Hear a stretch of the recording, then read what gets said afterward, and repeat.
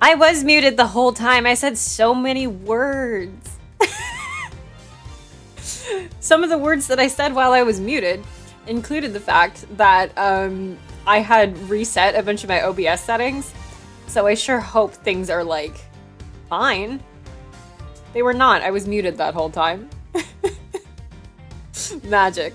Yeah, I fucked with a lot of my OBS settings, and I'm working on some newer assets that aren't quite ready yet. But I've been playing around with my OBS settings a lot. And so things like me being fucking muted, there may be some technical difficulties. Other things that I was saying was my internet has been cutting in and out the past few days for some reason. So hopefully that doesn't happen in the middle of stream. Fingers crossed. Today may be a slightly shorter stream just because I have a con tomorrow. The con being EDGEWORTH in Chicago, which is a lovely con that it used to be free, and I've never been happier to say this. They are now charging for admission so that they can expand, and I'm so proud of them. And I'm so glad. I've been wanting them to expand for a couple of years. I'm very excited. I'm gonna be Susato tomorrow, so I have to get up relatively early for a normal human because we have to go find parking. So we'll see how much I stream today. I don't know. On the other hand, this... what the hell was I going to say? This case... It's long. It's been long.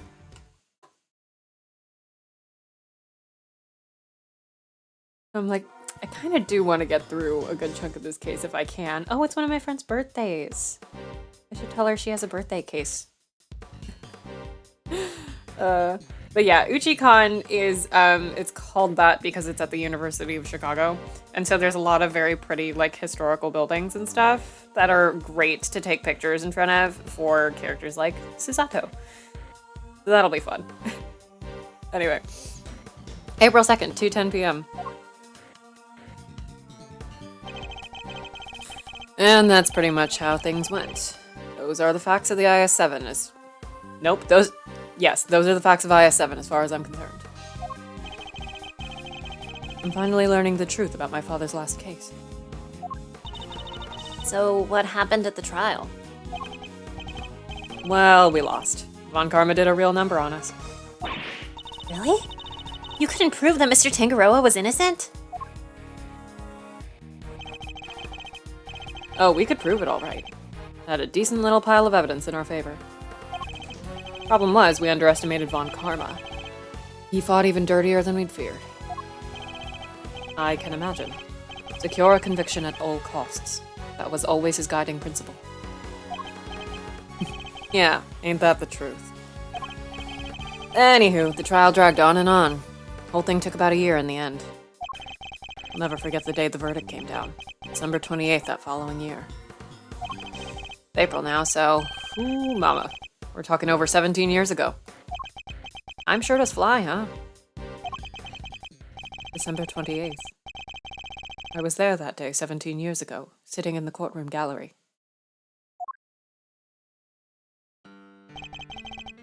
Just before the trial got started, Gregory noticed that Samson was looking even worse than usual. Turns out the poor guy had finally reached his limit. It was so bad he even said he wanted to be found guilty. Wait, you mean... The typos in specifically this game. They forced a confession out of him? Yeah. Von Karma got what he'd been pushing for from the very beginning. He's gonna murder me. Yeah, he looks, evil. And when Gregory tried to drop the bombshell about there being no body to speak of, he learned that Von Karma had used the power of the police to head him off at the pass. He even had himself a fake autopsy report. But that wasn't the end of it. Von Karma had gotten Samson to falsely testify against himself to being an accessory to murder in court. Jesus Christ, man. Combined with his confession, the poor guy's goose was well and truly cooked. But Gregory still had his ace in the hole, though. Yo! The same ace he asked Detective Bad to help him with. Exactamundo. He knew he needed one last card to play if they squeezed a confession out of Samson. So he had Bad record all of Samson's interrogations. I guess Detective Bad really wanted to know the truth too, huh? We all did. But he was a trooper. Stayed with the case even after Von Karma took him off it. Bring back Bad. Bad is in jail right now. Unfortunately. I do miss him. He was tied up in some other big case too. Good old Bad. They don't make him like that anymore. Anyway, Gregory presented the recordings as proof that Samson's confession was coerced. And you know what? It almost worked. Holy shit.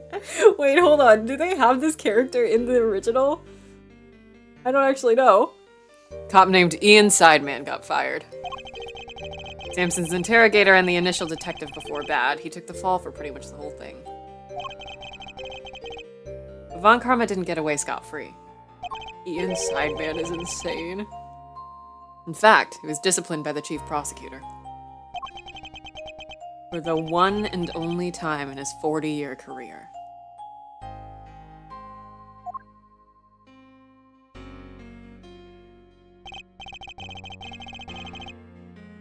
Still, Samson himself couldn't stomach another day in court. And when that guilty verdict came down, it didn't just signal the end of that day, but of the whole sad affair. I don't remember a lot myself, but my father's face when they declared Mr. Tangaroa guilty. I was a young child at the time, but even I could tell how much he was hurting inside. Okay, Ian Sideman... Ian Sideman does have a name in the original Japanese version. Oh, in the fan translation, his name was Rip Lacer. That's really good. Gregory wanted to appeal the ruling, of course. He would have done anything to clear Samson's name. But then, well, you know what happened next. Poor guy. Never even got a chance.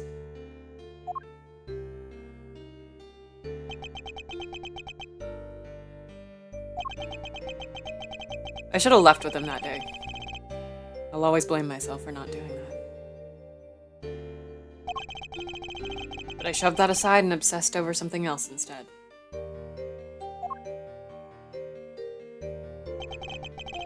Or rather, someone else. I hated what you did. Hated you for choosing to stick with Von Karma.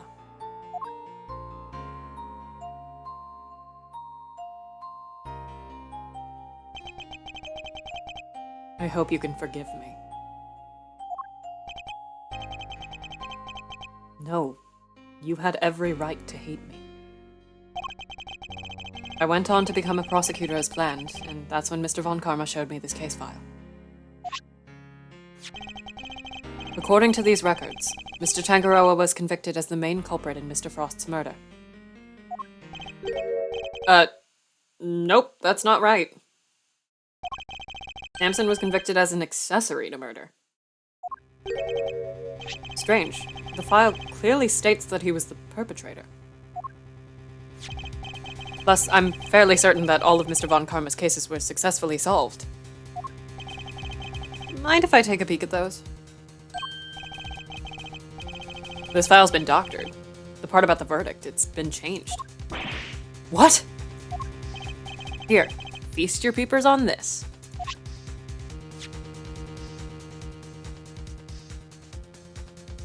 Organizer of confectionery contest victim's body was found inside blah, blah, blah, blah. Convicted as an accomplice based on his confession. Convicted as an accomplice. That's a copy of the file they have on record at the courthouse. And I just have it in my pocket at all times. Then why is my copy so different? Well, you said it came from Von Karma, yeah?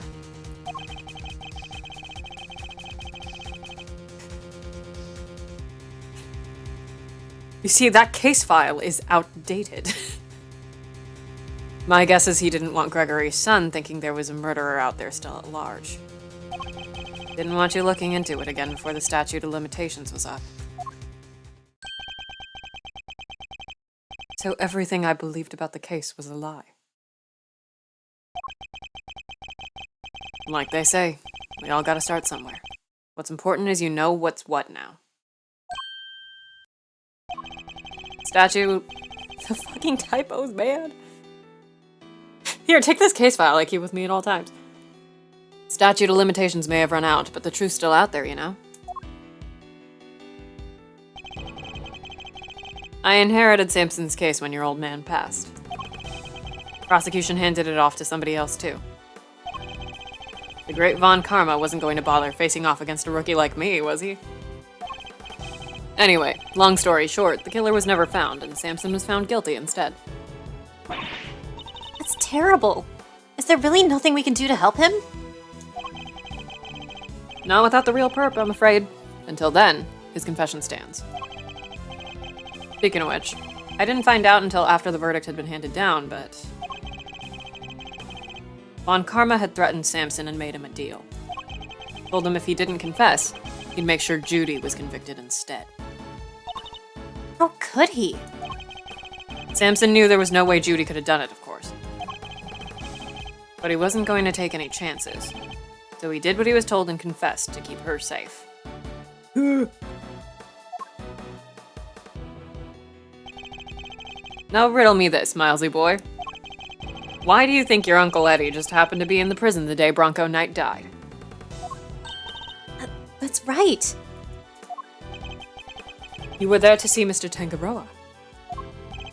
Bingo! Judy and I both promised we'd visit him every day. I didn't quite keep that promise. But Judy did.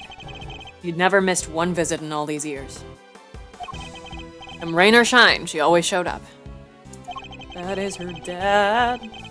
That's her dad. But none of that changes the fact that Sampson is still being unduly punished day after day. Oh, heartbreaking. Oh, thank you for the follow, Shiny King. Oh, there's an asset that is in the wrong place. Let me move that. Oh no. Hold on. The alerts window is in the wrong spot. There we go. Now Iris will pop up in the right spot. Anyway, thank you for the follow, Shiny King 9090. You gotta do something, Mr. Fender. Well, kiddo, that's actually why we came here. I was talking with a friend recently about this game, and again, I haven't finished it yet, but I do think the official localization has a better focus on the parent and child relationships in this one, because that is what this entire game is about, really. And I feel like they weren't highlighted nearly as much at least when I first played it. Again, possibly because that wasn't my focus when I was first playing it. And possibly because there's just a genuine writing difference. But like, it'll be more clear in the last case too, like how much of this game is about choosing, like making the active choice to choose to be a good parent. And then also like your role as a child in whether you want to follow in their footsteps or forge your own path. And then again, the parent's choice to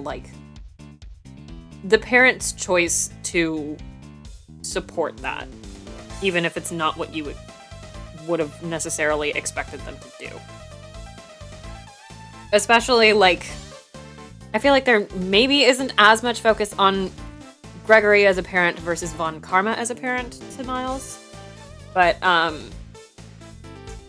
later in the game, there are two specific kids who there is a very good adopted parent-child relationship and a very bad, like, biological parent-child relationship that I think are very well paralleled. Yeah. This fucking game, man. The ice sculptures are back on display, just like they were all those years ago. And we're going to see what we can find out. Right, Miles Arena? I also, like, it could be that I like Eddie more now than I did when I first played. But, like, he really makes an effort to, like, apologize for how he treated Miles.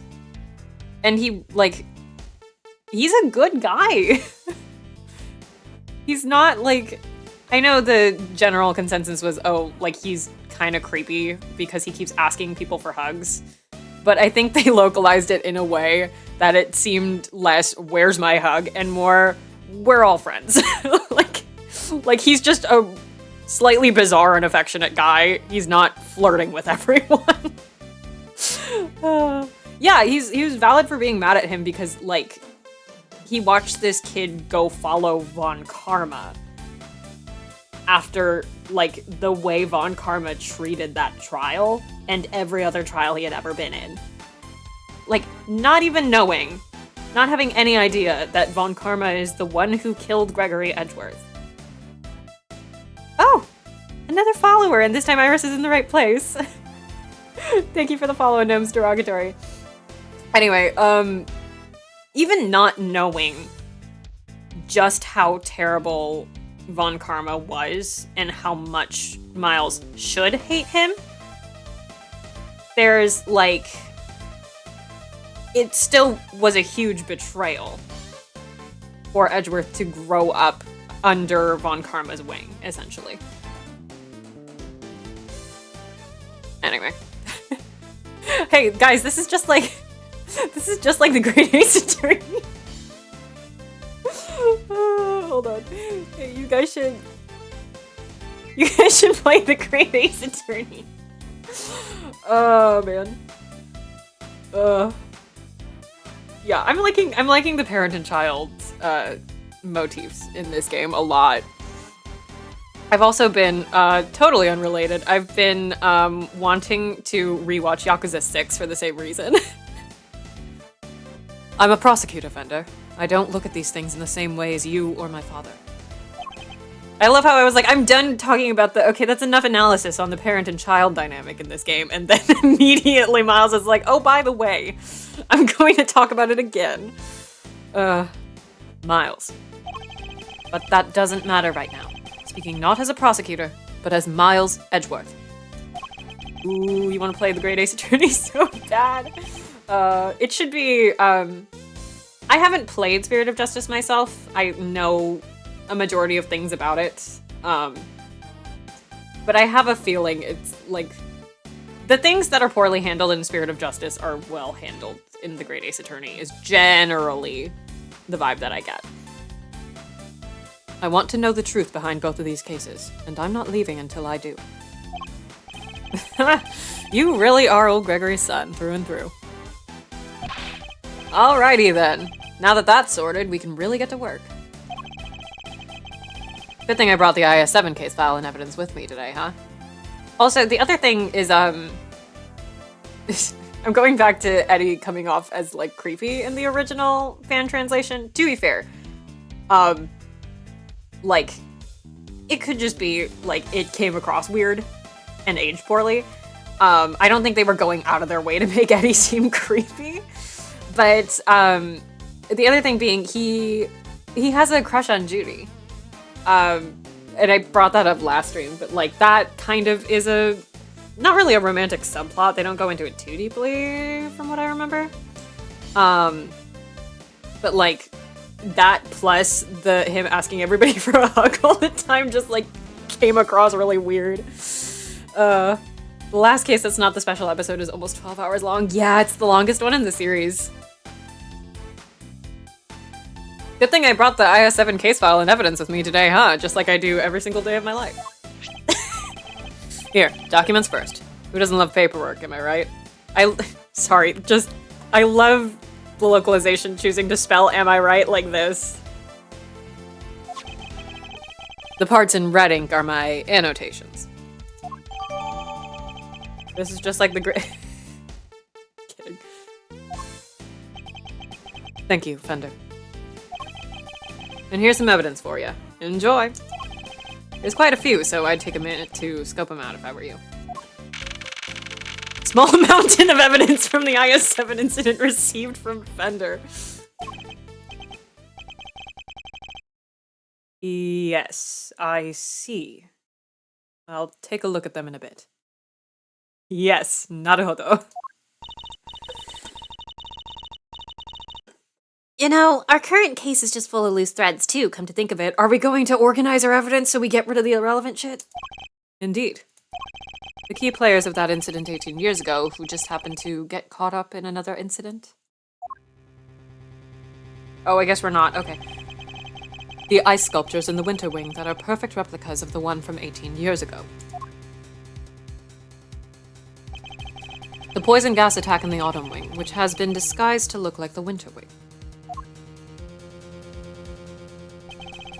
The two chemicals that were found inside the Pisces statue's display case, ubiquium and asphyxion, that form a poisonous gas when mixed together. Larry. The victim of the gas attack, Carmelo Gusto, who is no stranger to the events of 18 years ago. You give me a mountain of evidence, I give you all my relevant stuff. And who is still unconscious and undergoing treatment in the medical room. I really wanted them to do the, well, let's get rid of all the irrelevant evidence because there's too much of it. I love that gameplay thing in this, just like quality of life wise, so we can stop paying attention to like irrelevant evidence, especially when in this game there's so much that looks the exact same. The Great Ace Attorney doesn't do it and it bothers me. And finally we come to the body floating face down in the fountain.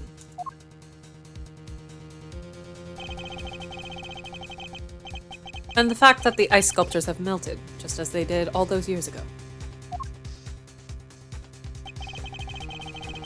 The events of the present day would appear to be intimately linked with the events of the past. Which means they may be able to help us learn more about what happened 18 years ago. Sounds good to me. Let's start investigating. Objection! You little guy. Sorry, I don't remember if it was this week or last week. For those who do not know, I was very lucky to be invited to Save Data Team's streams of Ace Attorney with an actual lawyer last week and this week, and I will continue until the end of case 4. 4? Is that the right number? Turnabout Reminiscence. As Callisto, you, and baby Francisca. And Wes, one of the members of the channel, asked me, how do you feel about Eustace Winter hoping to find a kindred spirit in people who do not like him? But I was like, I just feel like a cuteness aggression towards him. I can't explain it any other way. And that moment really just proved it. I have a, if you spot me at conventions, I have a giant Ace Attorney backpack. It's an Eda bag just full of Ace Attorney charms and merch. And on the side of it, there was a zine for Miles Edgeworth, like as a dad, basically. So it was like his relationships with the younger weird girls and cast members and whatnot. And one of the pieces of merch that came with it is a Sebastian / Eustace Manju plushie. And he looks like a little monkey, and you can use him as a stress ball, and he's very cute. You can just kick him around. But yeah, cuteness aggression. Ooh, I have to hiccup. Another thing about specifically today, I don't know what it's called in English. Oh, you have to leave. Oh no. Well, it was nice to see you while you stopped by. Thank you for stopping in. I'm about to complain about a really mundane, stupid problem. But yeah, thank you for stopping by. But I don't know what the hell they're called in English.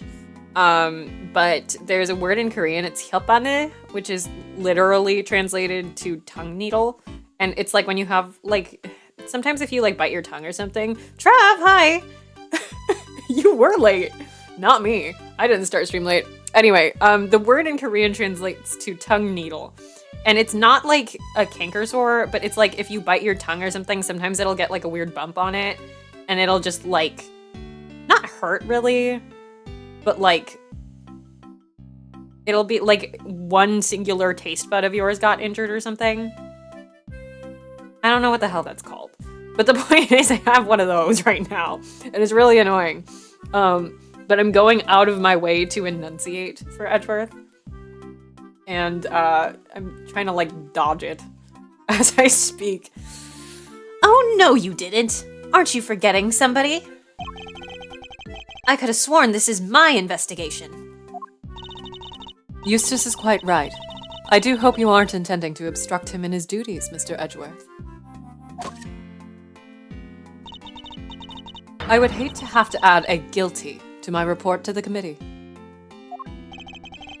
What am I guilty of now? You know when the VODs are going to be up? The VODs are going to be up tomorrow. And the reason is I procrastinated for 3 weeks and they are all done and then I forgot to hit publish on them. So they will be up tomorrow when it's, you know, like a reasonable time. I will schedule them after this stream, do not worry. Of course not. I am simply offering once again to do what I can to help with this investigation. Your offer is duly noted and duly declined. Oof. She isn't pulling any punches. The identity of the body from the fountain is currently being ascertained. It is only a matter of time until we have all the information that we need. Perhaps I can help you speed that process along. Ooh, we're going to logic chess this shit. I think I have an idea of who our mystery victim might be. What? Really? Then you have to tell me. It's the law. Yeah, this was not a... This was fully not a, oh, they're not done because I'm busy. They were not done because I forgot. I did get very sick the other week, though. So I did, like, have just a week where I was like, and I can't do anything, so I will deal with that later.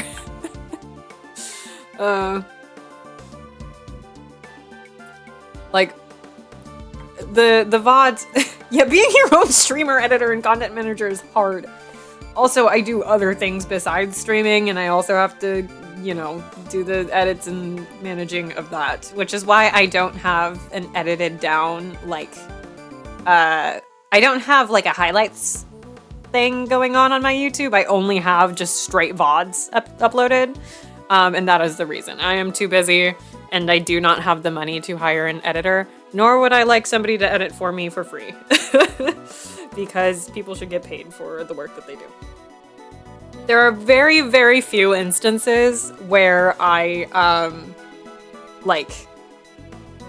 Where the hell was I going with this train of thought? There are not very, like, frequent instances where I will edit my own shit to, like, an actual video. So when you get them, they are a rare treat. But also, actually, funny bit. It's also very rare for me to, like, pay somebody else to do stuff because I'm like, I am probably gonna be picky and, like, want to edit things 100 million times, so I'm not gonna commission anybody. I'm gonna do it myself, and then I don't work on it because I am too busy. So, like, the two things that you see on screen right now, Trav did these lovely, Trav did these lovely overlays. And so, yeah, that's you. You did that. And because I was like, my brain is going to break. I need to not do these. I need somebody who actually knows how to graphic design to do these. And then my little chibi I did not draw because I don't really have a chibi art style. Not to be too, not to spoil anything, but this chibi might be getting upgraded sometime soon. I don't wanna say too much, but she might be getting upgraded. Keep your expectations low, it's still a PNG, but she may not be the size of one Pepsi very shortly. But this was another case of I, like, happened to have some money laying around at that time, and I was like, it's basically PNG too, I'm not gonna lie. But I happened to have money, and I was like, I need to make this thing or I'm never gonna do it. Because I used to do face cam much more often. And then at some point I was like, I want to try the PNG tuber thing. I'll try it once and see how I like it. And then it turned out it is the better way to stream, and I love doing it. Because I don't have to set up, like, lighting and, you know, my camera and, like, decide what I want to look like that day. Like, I don't have to deal with that. So, like, VTuber size? I don't know. I guess you'll have to wait and see. But yeah, like, PNG tubing is so nice, guys. It's so, like, it's so easy to set up, too. Do it, do it. Trav, you want to be a PNG tuber so bad. I also, like, this is a very, this is the bare minimum style of PNG tuber that you can use, basically. Where it's just a reactive PNG and it reacts to your voice. But there's, like, there are much more extensive ways to do it now that are very lightweight on a PC and are still, like, they look really good. Like, I stream from a laptop, which I'm also working on upgrading, but, like, I have to have a lightweight setup, and PNG tubing is pretty great. Anyway, what are lawyers on the game? Very well. It's time to fight children. Maybe it isn't just the ice sculptures that have resurfaced after 18 years. The body in the fountain may also be a visitor from the past. Take that! Did I fuck it up? No, I didn't. Okay. I believe the body in the fountain is that of the man who was murdered here 18 years ago. This, too, is I, the Somnium Files, Nirvana Initiative, Mr. Artie Frost. When did you get here? Carl, have you been here the whole time? Okay, British woman jump scare. What? You're saying that was poor Chili Wings? She's always there, why? Capcom or the Ace Attorney account posted the other day something along the lines of, like, who in Ace Attorney, like, deserves to be in jail or, like, accused of a crime and isn't? And a good chunk of people said the reasonable thing of, like, Director Hottie should go to jail. Several other people said the other reasonable thing, which is Franziska von Karma for stealing my heart. I said Delicia Scone. She deserves to be accused of so many crimes. I'm pretty sure she is guilty of several. Wait, who the heck is Chili Winks or Artie or whoever it is you're talking about? Where the hell did my Eustace voice go? Artie Frost was the famous sculptor Eustace. Although he was better known as Paul Halik. Back from ad hell, welcome back. Which is odd because it tells me that the ad break is still happening. I'm mildly confused by my ads specifically today because they're a little, like, out of sync from how they used to work. I don't know. We love streamer delay. It's like a big ass delay though. And you guys are, like, responding to chat fairly normal, so I guess just the ad break is being goofy. The sculptures on display here are all his works. No way. Sounds like he did well for himself. Always good to encounter a fellow winner. I don't want to cosplay Eustace particularly, but I really want to do his wig.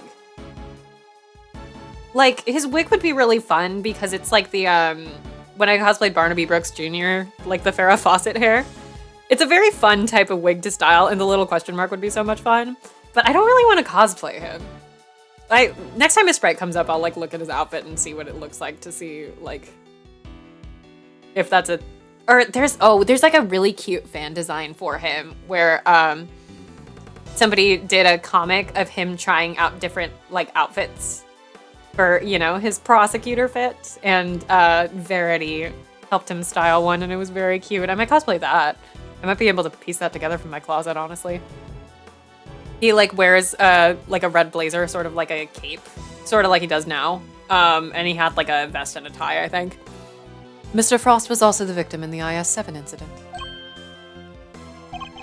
I almost poured water all over myself. I have a drinking problem.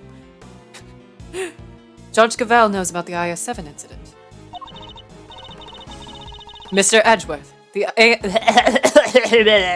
The IS-7 incident is an 18-year-old case. And according to the police records, the victim's body was recovered and an autopsy duly carried out. Sure, that's what the records say, but the records can't always be trusted. What are you insinuating? That while the records say stuff like body totally recovered, the defense back then begged to differ. Not that it stopped the prosecution from shutting them down hard, of course.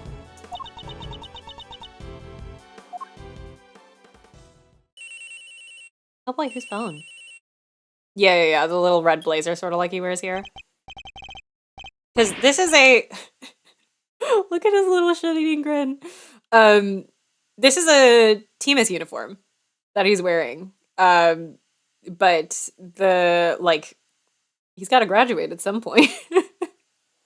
He's got to grow up. Yeah, this is Winter. Huh? What? Really? What is it, Eustace? Girl, get your face out of the fucking mixing bowl. It's the body. We got an ID. Some sculptor called Frost or something? So I guess Edgeworth called it? Goddess of justice! So my father's deductions were right all along. Miles's phone his ringtone is the Steel Samurai theme. That is canon. Or I don't know if it's canon. It's true in the stage plays. The Steel Samurai theme is his ringtone. Well, Judge Gavel, I'd say this changes things, wouldn't you? Perhaps now you'll admit that I might be of use to this case? More than a certain junior prosecutor, anyway.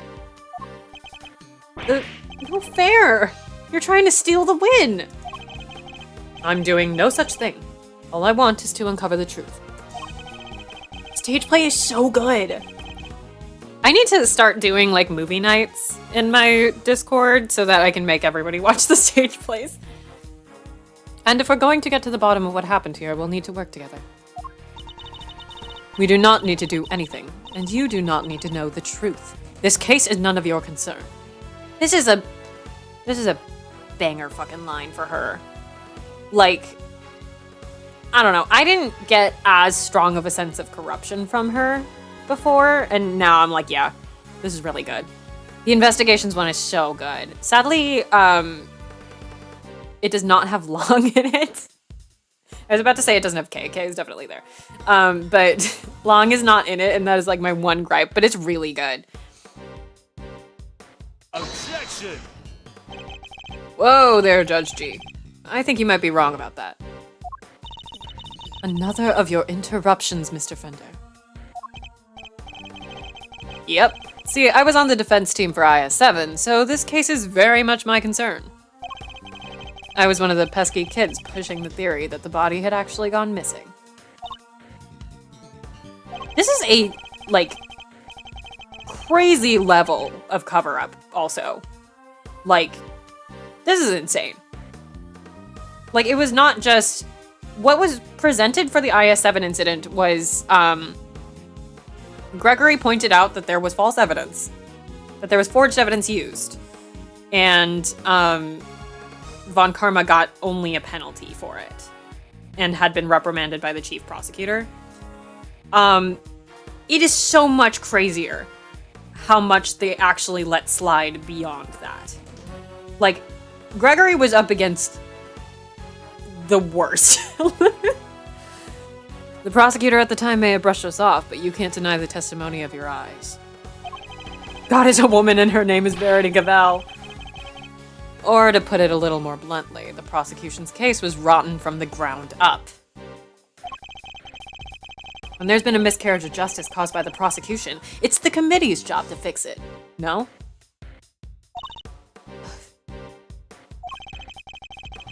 And who better to help you unpick the mess than someone who was there at the time? Unless you have an ulterior motive? Judge Gavel seems to know the facts of the IS-7 incident in some detail. In which case, I suspect she must be here on the committee's behalf. Your connection to the case is duly noted, Mr. Fender, but I fail to see how it concerns Mr. Edgeworth. He's the son of the original defense attorney and the protege of the case's lead prosecutor. And if that's not enough for you, he was at the trial, too. I think it's just possible he might have a little something to bring to the table, don't you? Very well. You may both assist in the investigation, but only if you refrain from interfering with the work of others. The Winter Wing is off limits for now. This room, however, is all yours. Alrighty. Great to hear we're on the same wavelength, G. Why don't we bring it in to show we're all on the side of justice? What the fuck is wrong with you? Do not test me, Mr. Fender. Your permission to investigate can be revoked at any time. Duly noted, Your Honor. We've already hit him. This is a turn up for the books, huh, Milesy? We get to do our thing after all. Yeah, I, really like Fender. I wouldn't have, I was pretty neutral towards him before. But now I'm I really like Fender. And I think a good chunk of it is, they really got the charm on point with this translation. Some of it is also just, the first time I, between my first time playing it and now, I've seen, a lot more, fan works of him. So, I like this guy. Thanks to my... Nope. Thanks to me. Thanks to your immeasurable help, as always. No sweat. Besides, I was mostly doing it for me. Oh. Okay, I'll be investigating my own thing, so just holler if you find something interesting. He has such a clear voice. It's so fun. I will. Which is really what, Ace Attorney shines at. But they put so much personality in him in this one. Well, Kay, shall we? Heck yeah! Let the investigation commence. We're still unclear on two key facts. How Mr. Frost's body came to be where we found it, and the source of the ubiquium. You're right. We need some more intel. Indeed. Let's focus on the ubiquium first and foremost. It's used in stuff like dish soap and paint, right? Correct. It's also bright red in color and has a distinctive minty fragrance. Smells minty. Okay. Sounds like we know... I can't read. Sounds like we know what we're looking for. Begin investigation. Why is Delisha here? Kaniza. I pressed the wrong button. Press the wrong button again. The body's been taken back to the lab, sir. Autopsy's underway. And how's the rest of the fountain looking? Rather beautiful, actually, sir. The water's crystal clear and kind of soothing. Almost as if there wasn't a body floating in it not so long ago,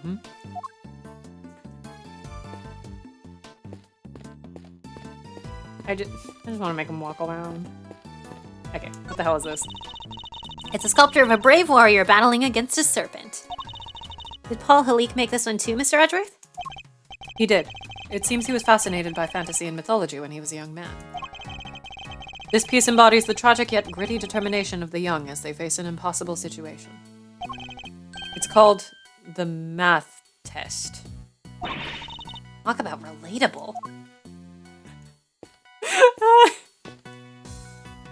Okay, what is this? Oh no, we already looked at that one. Statues of a man and a woman in old-timey clothes. Did Paul Halik make these as well? Yes, it seems he created them later in his life, once he had begun to make a name for himself. His wife pushed him to sculpt the two of them as ancient gods, and he couldn't say no to his beloved. We got another wife guy! The title is The Beautiful Goddess Venus and Her Humble Servant. Wow, talk about putting your goddess on a literal pedestal. Guys, I think we may have found the biggest wife guy in Ace Attorney. Holy shit. The goddess Venus and her humble servant? Are you kidding? And the delights are just in the other room. Let me look at this tree. This thing in front of the door is a fir tree, right? Yes, they're usually associated with winter, but this door leads to the autumn wing. I suppose it's all part of someone's elaborate ruse. I could paint it red for that autumny feel. Evergreens stay green all year round, Kay. Hence the name. Sure, I knew that. The door here is marked with a nice autumny looking tree. And yet, it leads to the winter wing. I suppose it's all part of the deception. I could steal the leaves if you like, make things a little more wintry. I think you'd better leave them alone, Kay. It's a selection of trophies won by Paul Halik, or rather, Artie Frost. Evidently, he was a well-respected artist. Well, you got one too, Mr. Edgeworth. So it's about time I won one too. Guess I'll have to find some thieving contests to enter. Or you could set something up. Something with a nice ceremony at the end and all that. Yes, followed by a swift round of arrests. Elevator. It seems the elevator is only accessible to select individuals. Thank God. I wonder what's upstairs. Among other things, the medical room. That's where Mr. Gusto is being treated. Oh, I forgot he wasn't dead. I hope he's right. I hope he's all right. We got some questions that need answering as soon as he wakes up. Question from Reddit. Would you like to see other AA games like AI gameplay for out of courtroom sections? I'm guessing they mean like walking around. No. I don't know if that's a popular opinion. I am not a fan of the gameplay for investigations, honestly. It's also like, I wouldn't say that I don't like point and click, but like, I feel like there's too many components going on in the investigation series.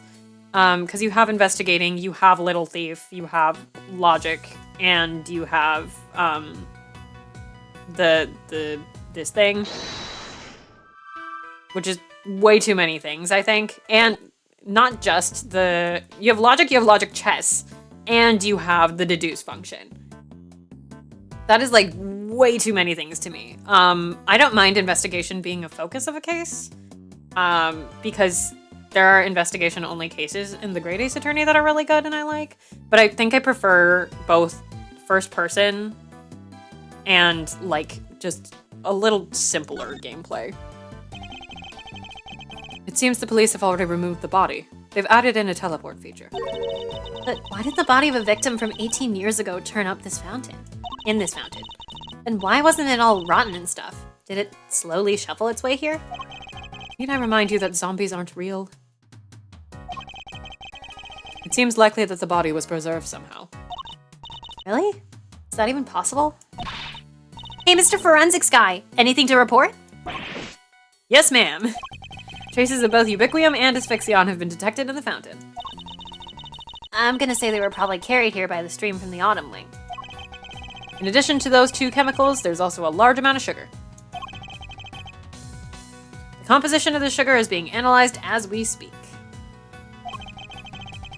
There's sugar in the fountain? Where would it even have come from?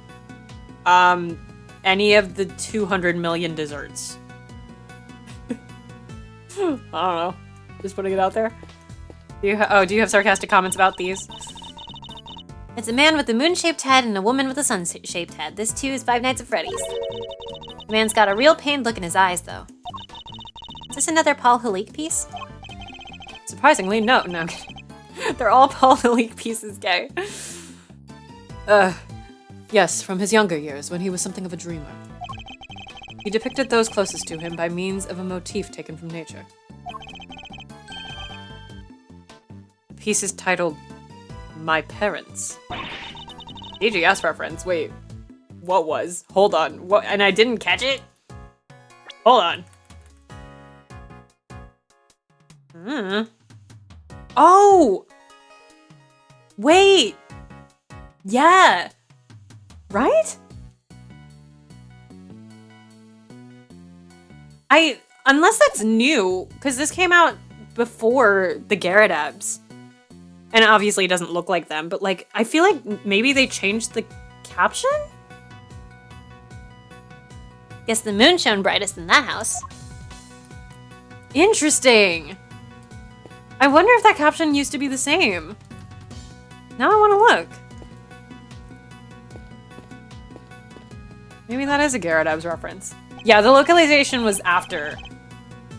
But yeah, I'd have to go check like what the original Japanese caption was. Miss Bound's tea set is laid out neatly on the serving card. Pamphlet says the gallery is famous for its tea. Understandably so. The cup we were given was delicious. Looks like all of this stuff was designed by Mr. Frost. I love how I just like blipped the Gyarados out of my head for a second. DGS reference where? Who are the Gyarados? Interesting. In that case, I think we'd better take a closer look. Damn it, okay. Also, like these, like you get these moments where it's like, okay, we're looking at this thing, let's look at it again. I guess there's also, you do get that in Apollo Justice. And you occasionally get that in Great Ace Attorney. The Gyara who? So this dishware was made by Artie Frost. It looks very fancy. Oh, it is. I'm willing to bet that this set can fetch something in the thousands of dollars. So let's try not to touch any of it unless we absolutely have to. Whoa, this stuff's really worth that much? Stop it, Kay, I can see your eyes lighting up. Miss Bound must really be a fan of Mr. Frost like Fender to still have this. Teapot data jotted down. Okay. Signed by probably like one of Judy Bound's prized possessions. Hey, Edgy! What is it? You be careful with that teapot, you hear? Why is Larry so concerned all of a sudden? He's an artist, you bastard. Don't be mean. Honored guests. And then it froze. There we go. I can pour you a cup if you'd like. Miss Bound. Judy! I'm good, thanks. No tea for me. You two knock yourselves out. Thank you for the offer. Yes, why not? Quick break won't hurt. 2 cups coming right up.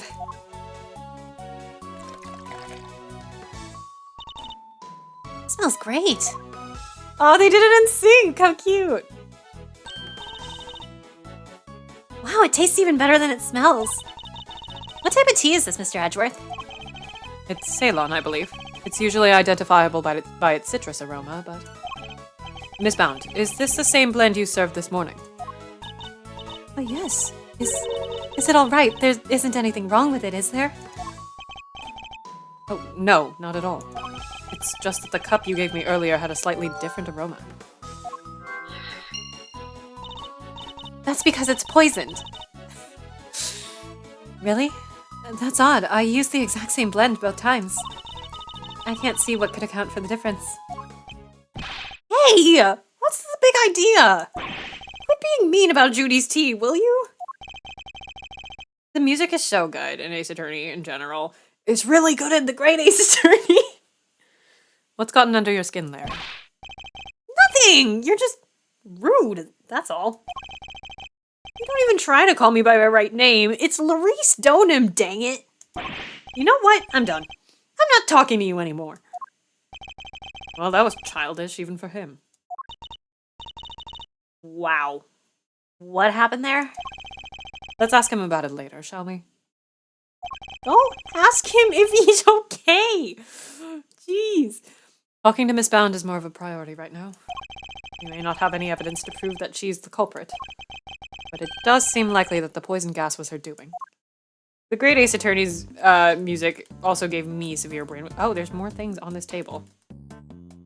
Interesting. I don't usually listen to, I don't listen to a lot of, like, video game scores on their own, usually. Unless I'm, like, specifically looking for a background noise thing, and even then, I usually listen to, like... It doesn't bother me too much to have lyrics in music as background noise. But I will listen pretty regularly to the Great Ace Attorney's tracks. The tablecloth draped over the card is pure white and completely spotless. And it's just waiting for me to grab it by the edge, clear my mind, and whoosh! Kay, I cannot stress enough how bad of an idea that would be.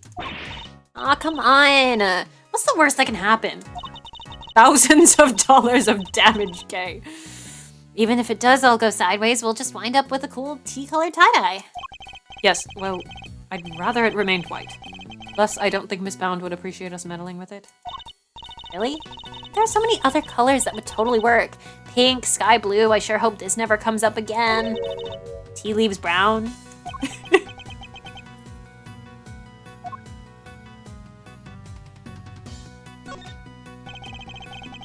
Caddy containing Ceylon tea leaves.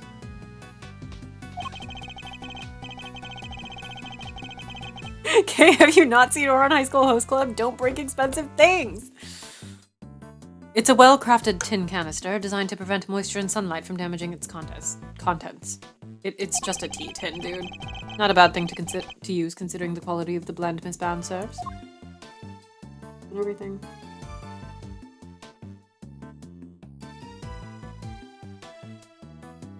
Is that everything?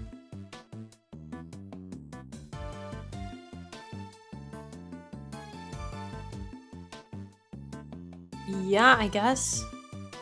See, I wish I would tell you. Do we have any...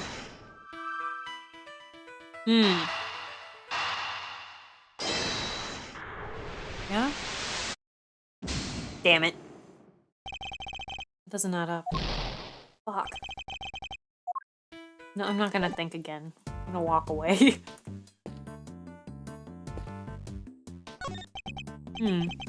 From the color and aroma, I'd say this is a puddle of spilt tea. And look, there's a small chunk of ceramic in it.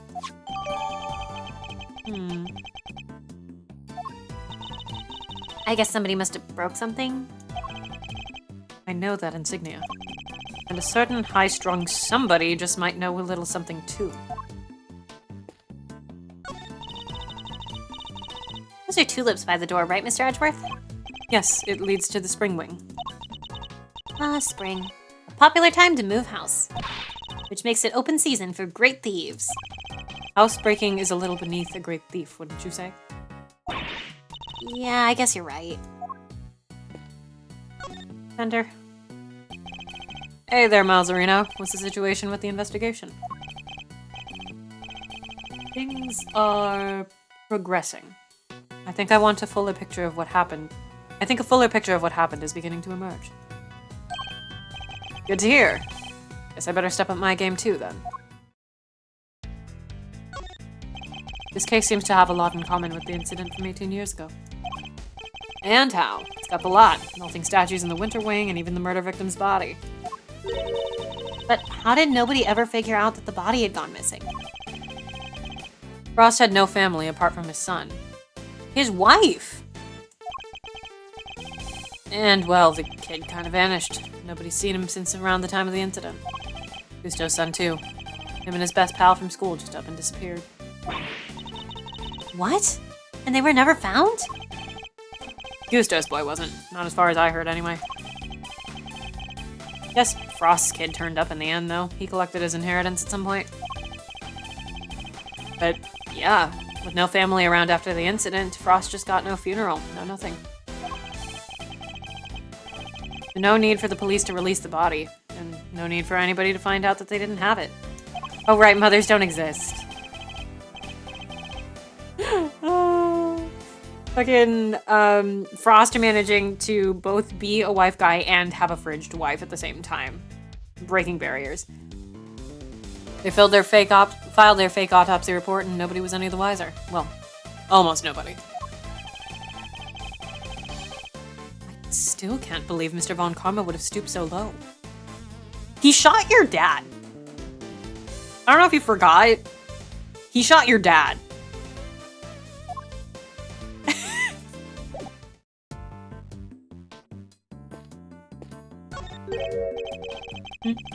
Why is there a lift cart just shitting here?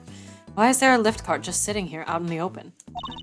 E4 Yes, somebody must have been moving something heavy.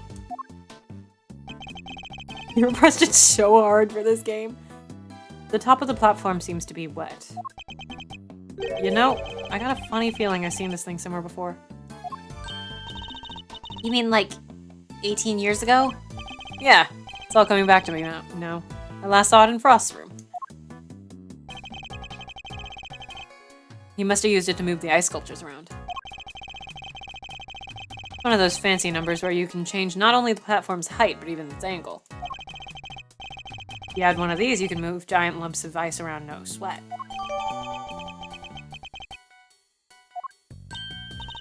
Ooh, just think of the possibilities. I could really use one of these. Still doesn't explain what it's doing here, though. Bit of a head-scratcher, but we should give it a think, yeah? Indeed. After all, it just might have something to do with our case. There's so much shit to look at. You put sunflowers by the door, nice. Fitting adornment for the entrance to the summer wing, I suppose. Summer is also vacation time. And every great thief knows that means tourists with bulging wallets. Pickpocketing, Kay? Isn't that a little beneath a great thief? Yeah, maybe you're right. Mr. Witter was very clear that you're only allowed to investigate this room. So I'm afraid I can't let you pass. Sorry, sir. It wouldn't make much difference if he did, officer. You're standing in front of a wall. Oh, but we all know a few bricks won't stop you, Mr. Miles Edgeworth, sir. Wow, he actually sounds kind of scared of you. Just what kind of reputation do I have down at the precinct? What?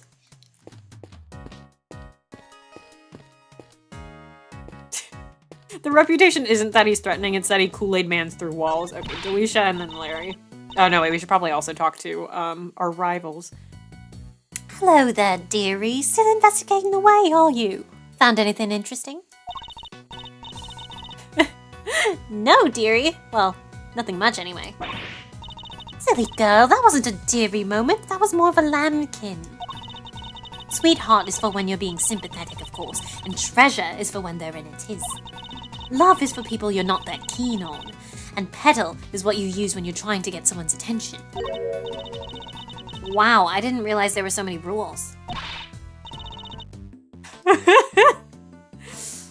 Mr. Edgeworth Petal, I hope you're getting this down. Don't even try it, Kay. Oh, dearie me. No, I think we should keep calling him Petal. British world building goes crazy. Yeah, they had to set it up for when they reused Britain and the Great Ace Attorney. Do you mind, Mr. Witter? You're in my way. I do mind, actually. And I'm not going anywhere. You'll just have to go around me. Oh, we just thought you might want to move to a better spot, that's all. What better spot? I demand you show it to me at once. Is that really all it takes to make you two do whatever we want? Get out of the way. Verity?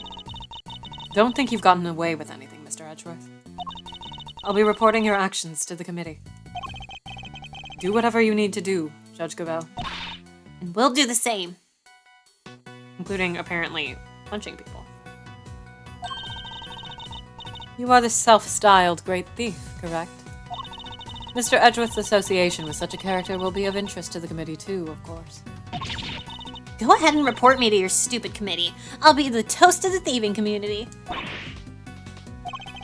Looks like Judge Gavelle will have to think up some new threats if she wants to intimidate Kay. Okay, Larry time. I'm going to keep this simple, Larry. You're hiding something, so just tell me what it is. No, we're gonna have to logic test that. It's never that simple with Larry. Whoa, quit it with the glare off, you two. It's weird. Come on, Kay. You know me better than that. I wasn't staring. I was struck by an idea for a picture. Now, Edgy, he was glaring. Yes, and I'll keep glaring at you until you tell us what it is you're hiding. Quit it! I already told you I'm not talking to you anymore. You're talking to me right now. I mean, from now on, I'm not talking to you ever again, starting now. This is getting me nowhere. They're so stupid. They're so stupid. I suppose I'll have to figure out what he's hiding first before I can get the whole truth out of him. What are you hiding? Come on, Larry, what are you hiding? Not saying. Average teenager conversation.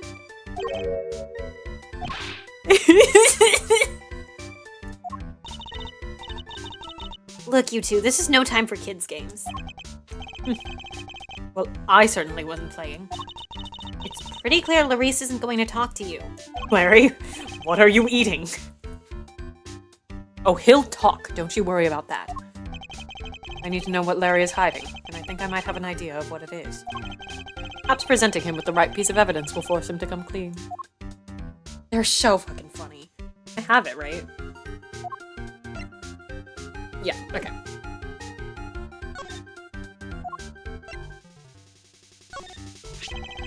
Would you mind taking a look at this for me, Larry? Why would you show me that? Tell me, what is it about Miss Bound's tea set that's got you so agitated?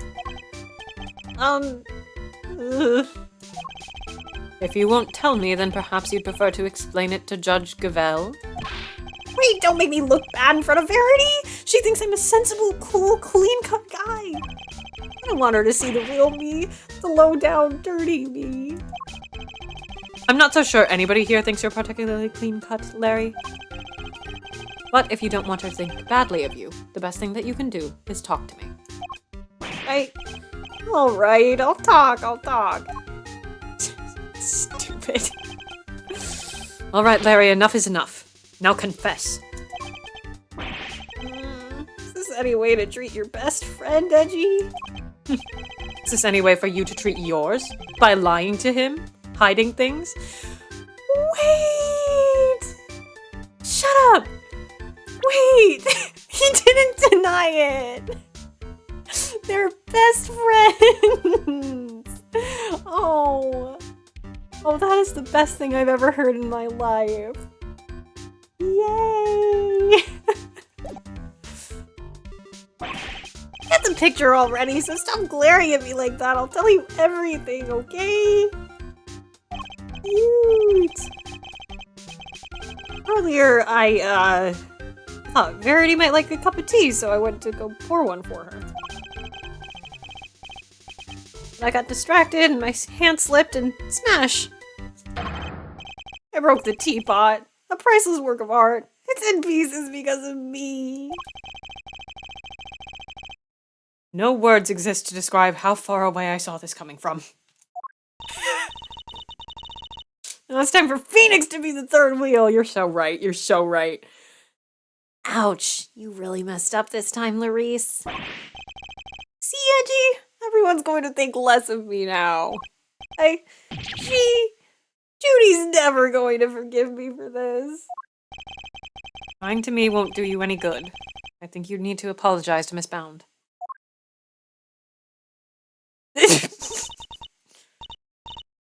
My teapot.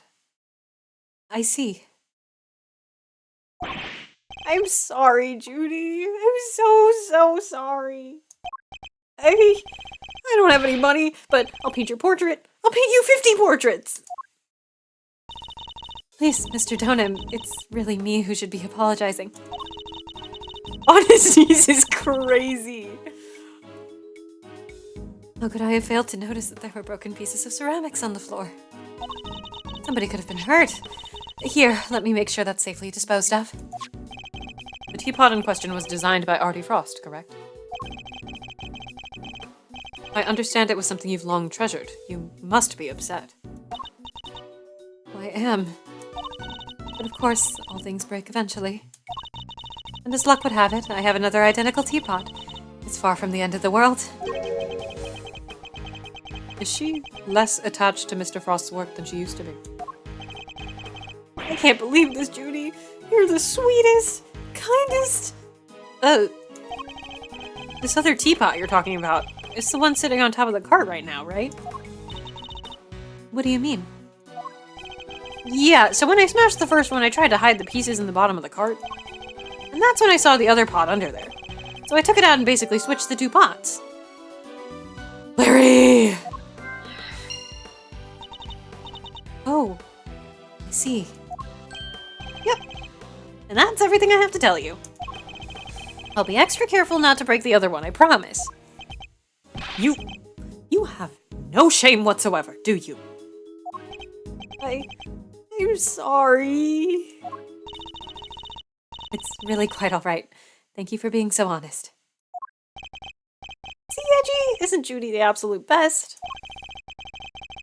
I trust you won't take advantage of her kindness and will make amends somehow? I sure will. Once I make it as an artist, I'm going to give her one of my paintings. She was one of my models, after all. It's only fair.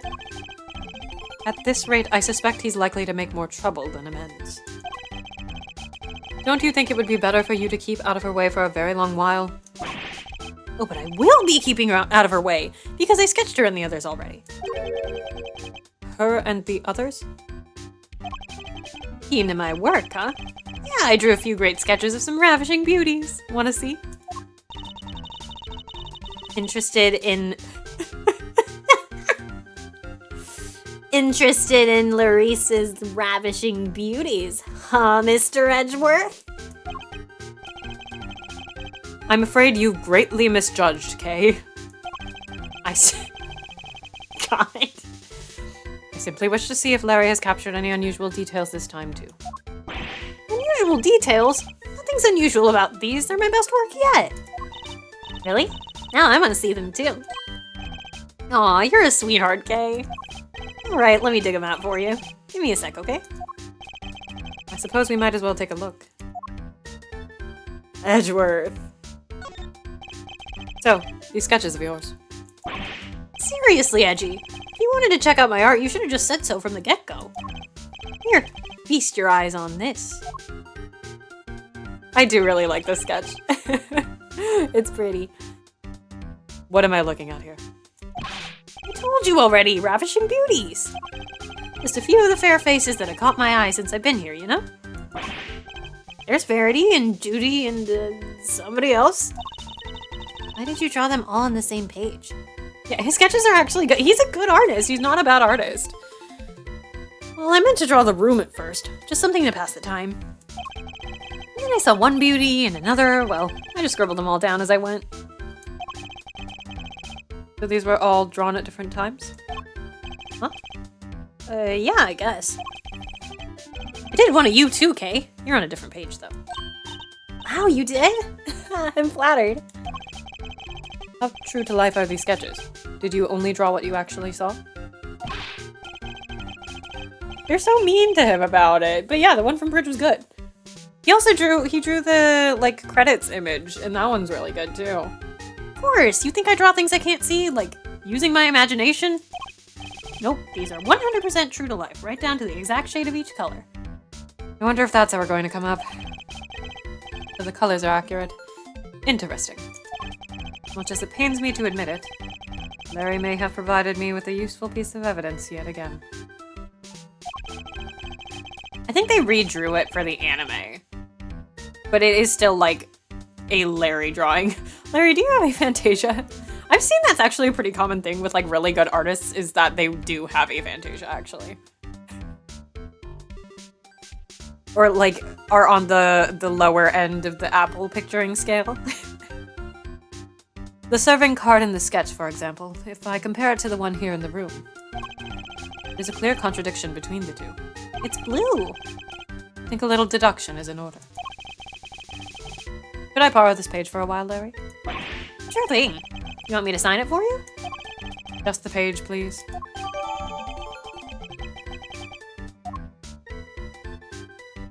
Alright, let's go to Deuce.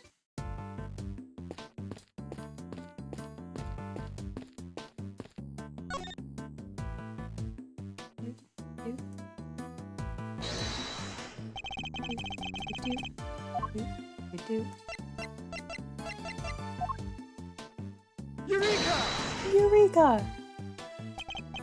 Larry, could I ask you something about your sketches?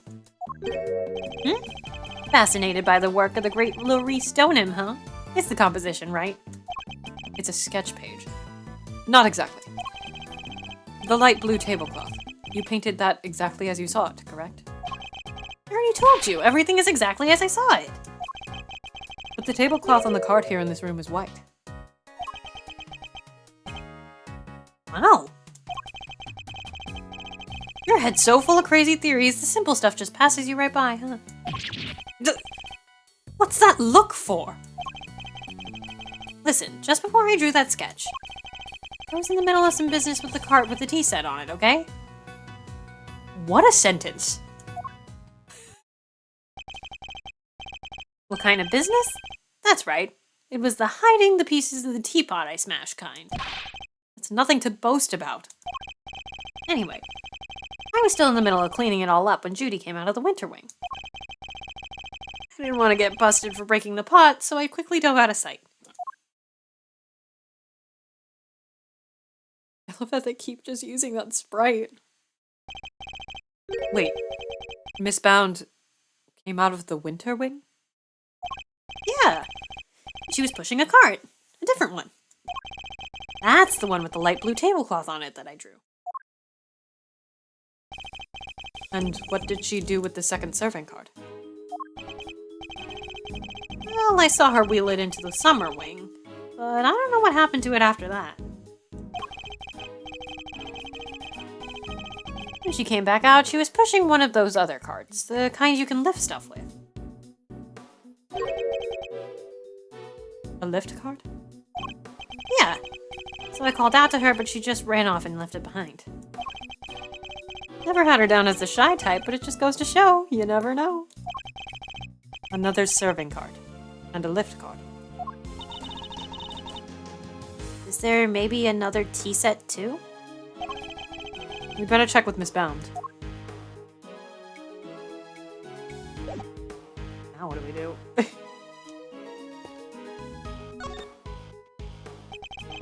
What an odd gameplay moment. Where were you before you rejoined us here, Miss Bound? I had to go and tell our visitors were closed. Oh, and hand out a little something in apology. Was there something you wanted to talk to me about? Yes, a few things actually. Not least of all, the fact that I think you might be the one who set the poison gas trap.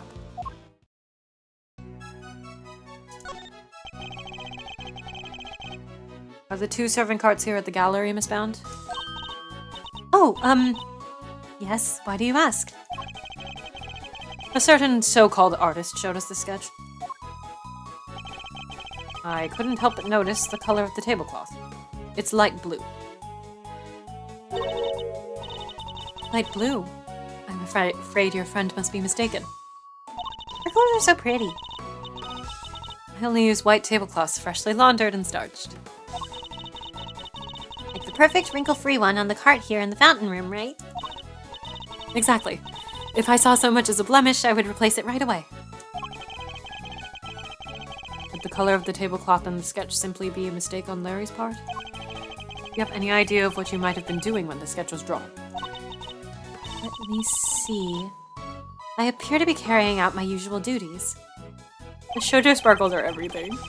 I just like that. I always like watercolor things, but I like that Larry's drawings look like this.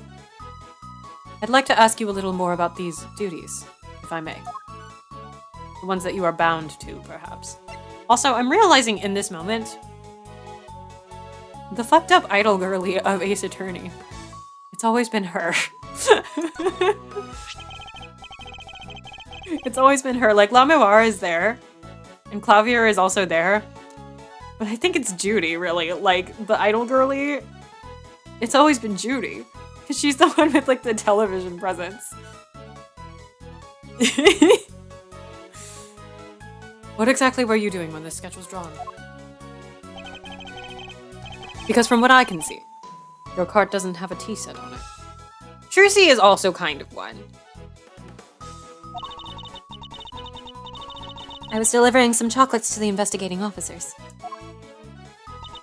Oh, I'm jealous. I love chocolate. I also think the, Betty and Bonnie from Spirit of Justice are also in that. Well, there were a few left over, so here, for you both. I made them myself. I hope you like them. Woohoo! Thanks, Miss Bound. I hope you enjoy that brainworm trap. Well, why not? It is just tea set! It's just tea set! I have, a friend of mine that I think it would be so fun if we cosplayed Betty and Bonnie, but I don't think she's, like, anywhere near, Spirit of Justice yet. They are just tea set. That's just Yakuza 5. It's the same thing. They're a little melted, but I suppose that's because they've been sitting around in her pocket.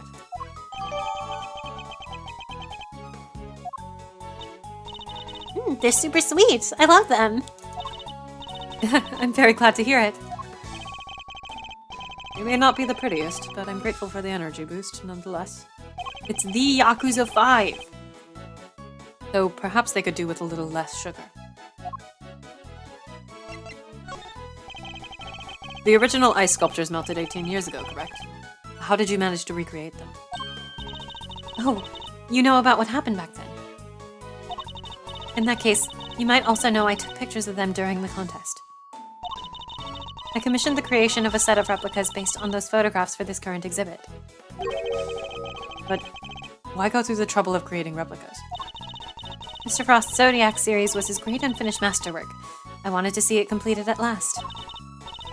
Or rather, recompleted. It was my fault that the original set melted in the first place, after all. I see.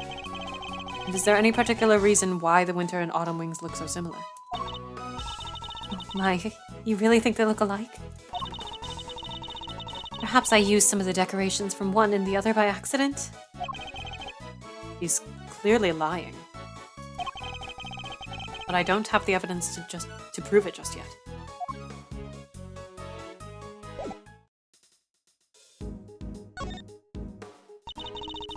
Oh, I pressed the wrong button. Notice anything? There's some kind of connection between our case and this IS-7 incident, isn't there, Mr. Edgeworth? It's still too early to say for sure, but I find it hard to believe there's no connection at all. And IS-7 was your dad's case, right? So this can't be a coincidence. It's gotta be fate. The truth is ours for the taking. So let's grab it and solve both cases at once. I appreciate the sentiment. I think our first order of business should be to find out where the Ubiquium came from.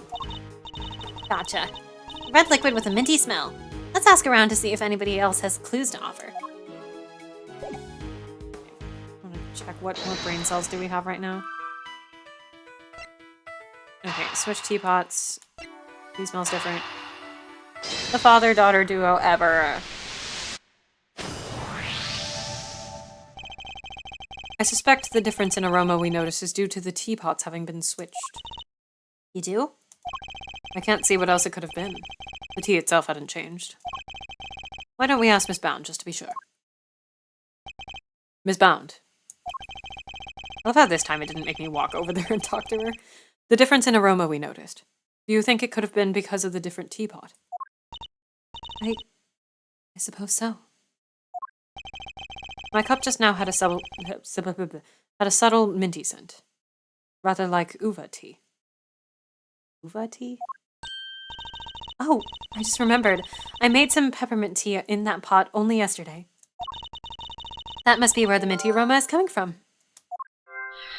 Or it's the Ubiquium. Could that really be it?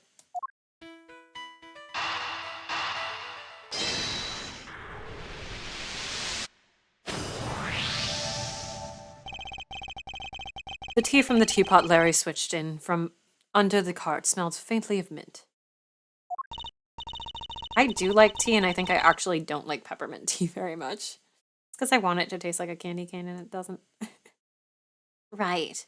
Miss Bound said she used that pot to make peppermint tea yesterday. Yes, but there's something else that's been troubling me.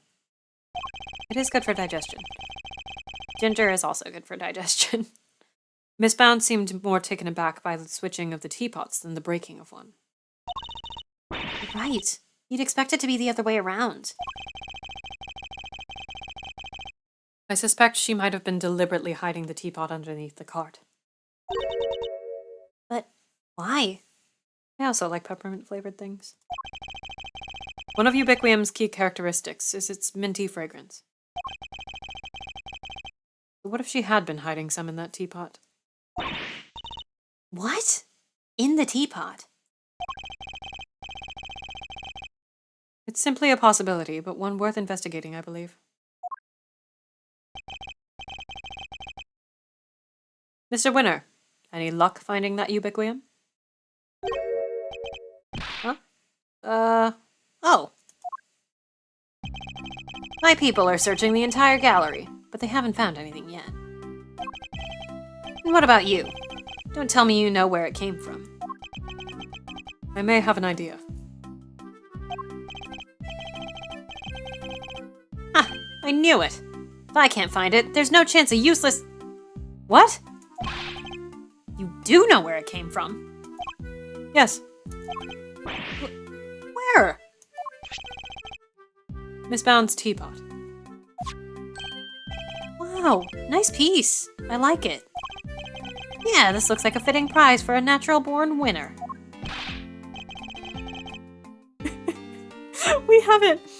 We haven't met Eustace's dad yet, but he said natural-born winner, and my first thought is that his dad would be like, no, you were a C-section, just for the sake of shutting him down.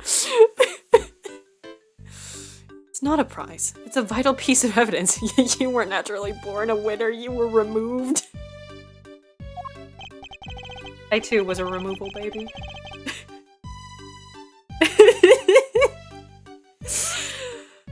Oh, it's just evidence? Then I'll have one of the forensics people check it out.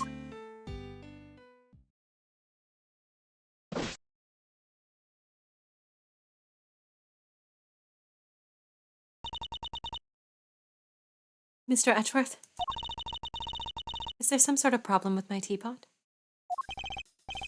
Possibly. The minty fragrance we noticed coming from it.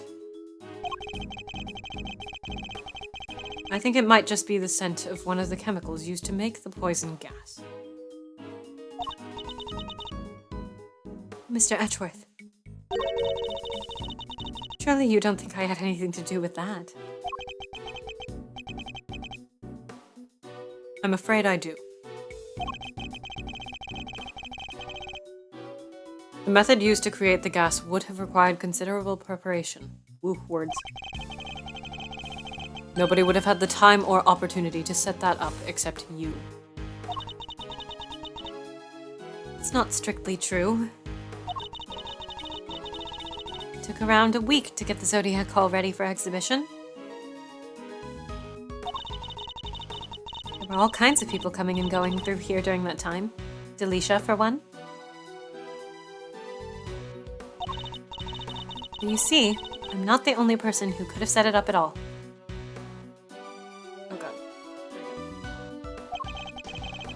Miss Scone is on our radar too, of course. You needn't worry about that. She's on my radar, buddy. And besides, I wouldn't know the first thing about making poison gas. So even if you did find some ubiquium in my teapot, I wouldn't have had any idea what to do with it. But I suppose we should see what the test results say first.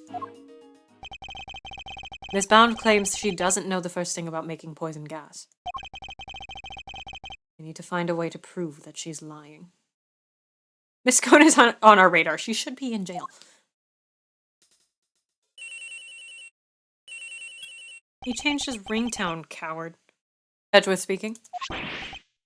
Sir, it's me! Gumshoe! Is everything all right, Detective? Everybody's left the winter wing. It's just me in here now. Which means I can tell you what we found out.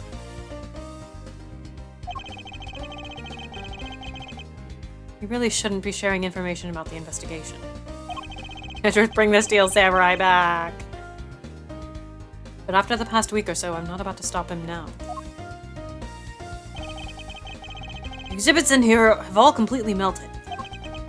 All that's left in the display cases is some stuff at the bottom. More of it in the Taurus case than in the Gemini case, though. Describe this stuff for me if you can. Yes, sir. It's like a pale blue liquid. I had the lab run some tests just now. The sample from the Taurus case just had a bunch of sugar in it. But the one from the Gemini case had 3 different substances in it. Which were... sugar, salt, and blood. Blood? Where's salt and blood doing the Gemini case's sample? Can't imagine whose blood it could possibly be, but I'll get it tested right away, sir. Please do, Detective.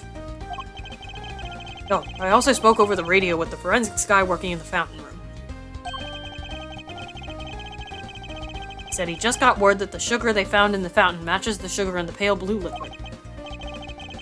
I see. That might well prove to be a significant development. Sugar, salt, and blood, the perfect ingredients.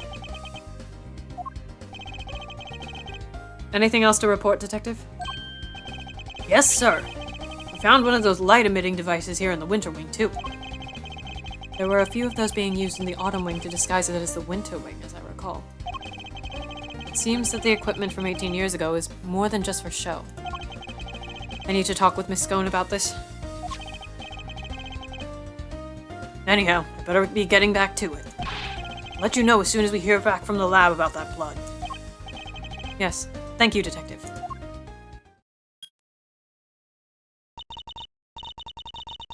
Was that Gummy?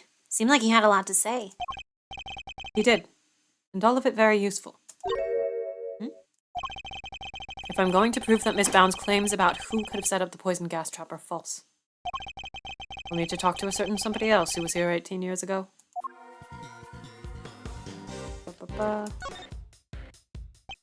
Miss Scone, I'd like to ask you a few questions, if I may. Of course, dear. Fire away. Anything for you, Milesy Smilesy, and dear sweet little Tooth Decay. I'd appreciate if that was the last time you called me Milesy Smilesy. I'm not a fan of Tooth Decay either. Well, you'll just have to like it or lump it. I can't change a nickname once I've settled on it. Ah, Well, I guess we tried. Tooth Decay is insane. What can you tell us about the various devices used to decorate the gallery's exhibits? Yeah, me neither, Kay. There seem to be some pretty specialized items in use. Light-emitting devices, luminous fabrics. Oh, I can tell you all about those, dearie. After all, I'm the one who gave them to Moody Judy. It was my way of saying sorry after I broke the rules all those years ago. Accent. I bought her 4 lovely new salt lamps, and I gave her the 4 pieces of luminous cloth I used for the contest. Wow, that's super generous of you. Well, us girls do have to do our best, don't we? Not everybody understands, of course. That better not be a dig at me, Delish. I told you how kind I thought that was. Yes, back when you were a dear, sweet, innocent baby boy. What happened to you, eh? A dear, sweet, innocent baby boy? Mr. Fender? Can't quite picture that, I have to say. So these decorations, they're all the same as the ones you saw 18 years ago, correct? Yep. Salt lamps, glowing fabric, light-emitting doodads, the whole bit. What does that mean, Delisha? Not eating paper anymore, are you? There were 4 luminous cloths in use in the Autumn Wing. But I'm sure I saw another one somewhere. I'm not lying. Oh, it's in my bag somewhere, I'm sure of it. What is she looking for? That's not it. And that's not it. That cloth looks familiar. Maybe I should jog her memory with something so Miss Scone will tell us more.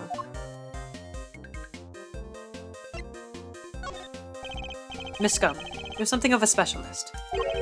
How might someone learn to make the poison gas that was used in the attack, Any ideas? Well, any pharmacist who's ever handled Infesticide Ultra would know for a start. After all, it says right there in the label, do not mix with products containing ubiquium, ever. But what about a layperson? It's unlikely they'd know, wouldn't you say?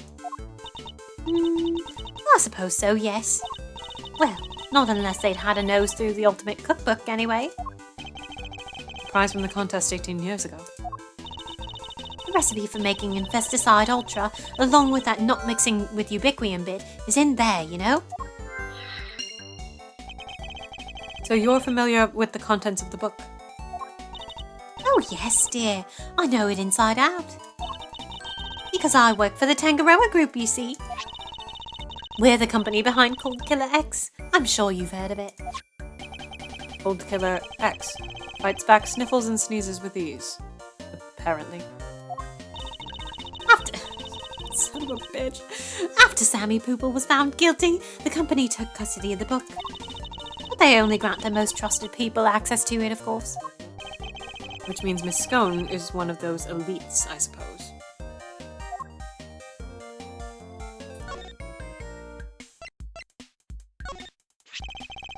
You had a piece of fabric like this in your bag, did you not, Miss Scone? Albeit a somewhat grimier one. Grimy? How rude. You won't get people to cooperate with your little investigation like that, young man. Shall I call it a dish towel, then? Perhaps you used it to wipe up some sort of spillage. A spillage, he says. The cheek! That's a piece of highly specialised luminous cloth. No, I probably shouldn't have told you that. I think I'd like to know a little more about this highly specialized luminous cloth, if you don't mind.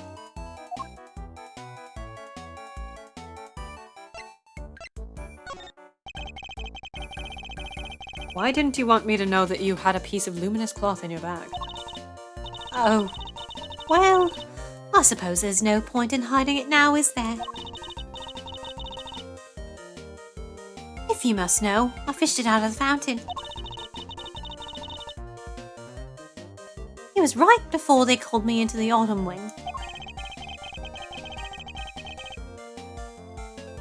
The Larry's sketch of Miss Scone is of when she was trying to retrieve the cloth. At first, I thought it was one of the ones I'd given Moody Judy. One of the 4 you'd given to the gallery, correct? Exactly. But all 4 of them were being used in the autumn wing, weren't they? So I realised it must be the one that went missing all those years ago. I'd already had my Infesticide Ultra pinched and used to make poison gas. One of my cloths turned out to have been used in some dastardly deed too. Well, I was going to look guilty as sin, wasn't I? So I kept it hidden in my bag and hoped for the best. I see. Oh, it does feel good to get it off my chest, though. Stress is no good for the complexion. So the cloth that disappeared 18 years ago, the one that the victim was wrapped in,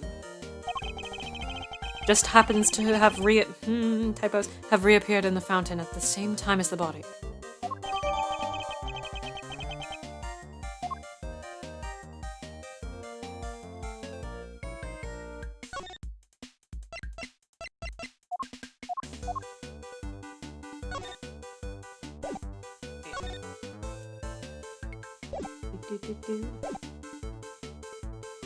Wait, now what do we do?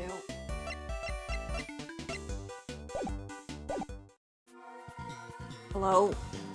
What else is... What? Under help. Oh. Forgot to do that. Tell me, Fender. What kind of person is Miss Bound? Huh? Wait a minute. Don't tell me you got a thing for her, Milester. I do not. Chill, I'm just yanking your chain. Anyway, what can I say about Jude's? Well, she's a real brave trooper for one. What else do you call someone who waits around for 18 whole years like she has for Samson? Even after his extended family kicked her out of his place. What? They threw her out? Yep. Jude's wasn't technically a part of the family. There was nothing she could do. She had nothing. Nobody. No job after Samson took the fall. But she had no choice but to take what he taught her and make her own way in showbiz. She's retired from all that now, though. Yes. Why did she retire? She finally made enough to buy the old place back.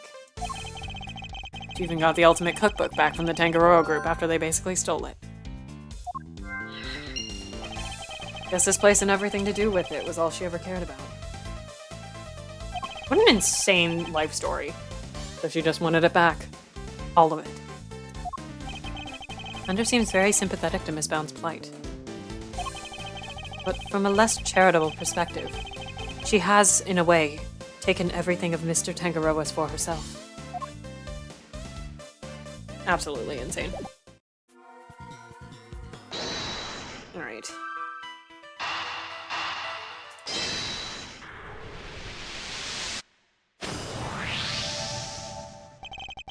The ultimate cookbook contained instructions on how to create the poison gas.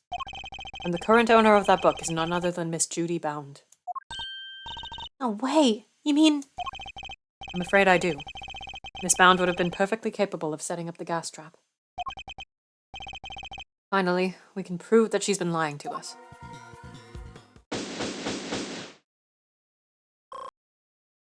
The one health bar blip. And that's that. All that's left now is to await the results of the tests on that teapot. What a weird place to do the to be continued.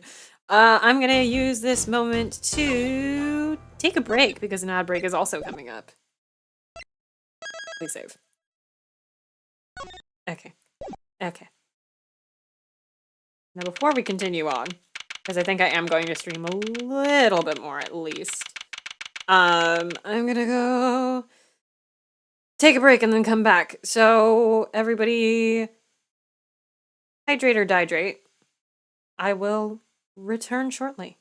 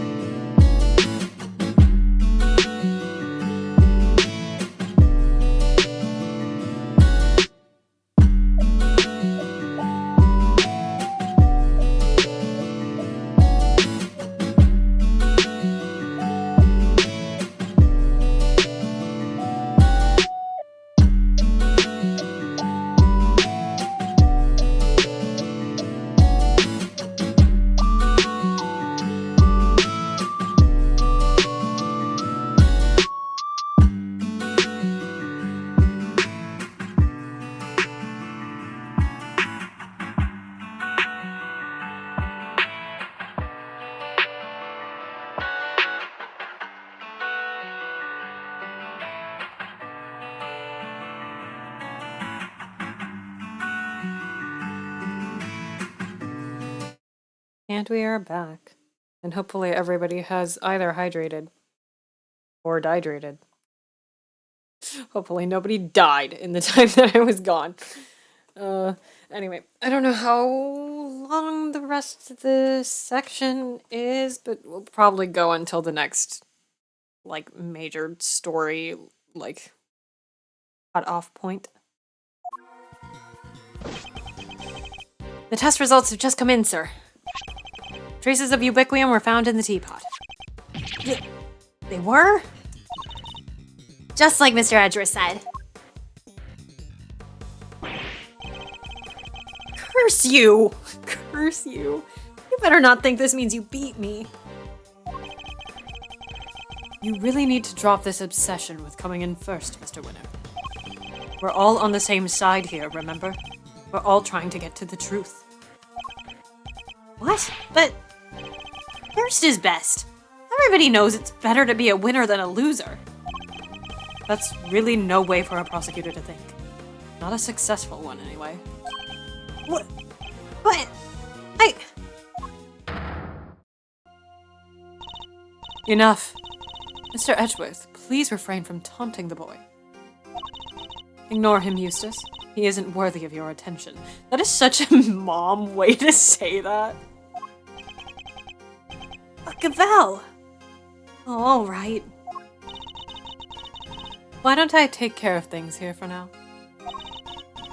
In the meantime, you can perform in the far more important task of going and checking on the victim. Oh, yeah. Good idea. I'll be right back. Excellent. We shall see you shortly then. Mr. Winner's annoying, but totally harmless. Judge Gavel, on the other hand. Now.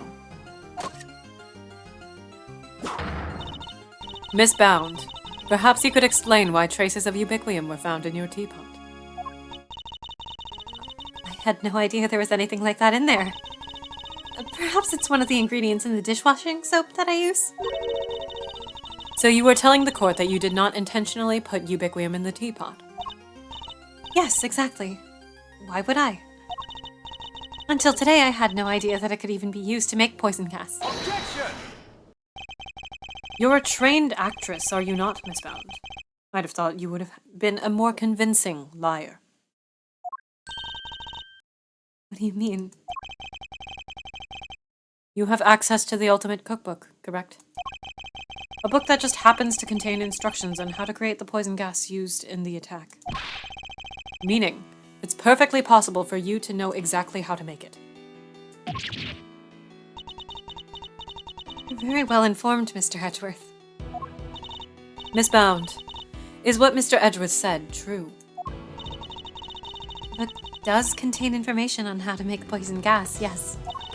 But the fact that I have seen it doesn't make me guilty. Can I ask exactly how the gas was triggered? The victim used a blowtorch to heat the lid of one of the display cases, thereby melting the ubiquium. I see. But he locked himself in the room too, didn't he? Surely that and the fact that he triggered it himself. Wouldn't it point to it being a suicide attempt? So she's not willing to admit to anything. Furthermore, where would I have gotten hold of the Infesticide Ultra? Oh, I don't know. Perhaps you stole it. You know, I did bump into Moody Judy a week or so ago. And that very evening, I noticed my Infesticide Ultra had gone missing. I just noticed that she drops the bowl and lifts it back up with her foot. Hello? Judy, surely you didn't. Alicia, you carry your bag of pharmaceuticals with you everywhere, don't you? There would have been any number of opportunities for someone other than myself to steal it from you. It's true. And I don't have any hard evidence that it definitely was Miss Bound who stole it. Judes, there's clearly something you're not telling us. Why don't you just come clean, huh? We all know you never hurt somebody for no reason, so... Not you, too. You think I'm guilty as well, Mr. Fender. Can you blame me? We got one wing disguised as another, a gas trap in one of the display cases. And you're the proprietor of the establishment. It's looking a lot like you did it, kiddo. Got this all wrong. You have to remember, the gallery doesn't have any security cameras, nor any security personnel. If some ill-intentioned person or other wanted to get in undetected, I don't think they'd have much of a problem. Wow, you're practically asking to be burglarized. You need to be more careful. The great thief could have had a field day in there. I don't think she's joking. And actually, it seems that Mr. Gusto did, in fact, enter the gallery before it opened. Sheesh. Judy's one tough cookie. She's not budging an inch. Maybe it's time to rock a little technique Gregory taught me back in the day. And what technique might that be? So hear me out. Everything's connected to what happened 18 years back, yeah? And since we're not getting anywhere by focusing only on the here and now, maybe we ought to approach this from a different angle and look to the past for clues instead. Turnabout and thinking. Though my father used this method as well. Aww. Alright, let's run this through the old Thinkatron. How was Jude's involved in what happened back then? According to Miss Bound, it was because of her that Mr. Frost's flavored ice sculptures melted. And yet, his sculptures are here on display at this very art gallery today. Is it possible that she... Thank you, Fender. I think I know what I need to ask Miss Bound now. Don't thank me. Thank your pops. Now, take it away, Milesy. I'll grab the popcorn. Milesy. Miss Bound. You say that you were the one who caused Mr. Frost's creations to melt 18 years ago, correct? I'm afraid so. I was young and foolish, and it was a terrible accident. And yet, what you did allowed you to open this exhibit, no? What do you mean? Yes, what do you mean, Mr. Edgeworth? If you are going to ask such questions, perhaps a formal testimony from Miss Bound might be best.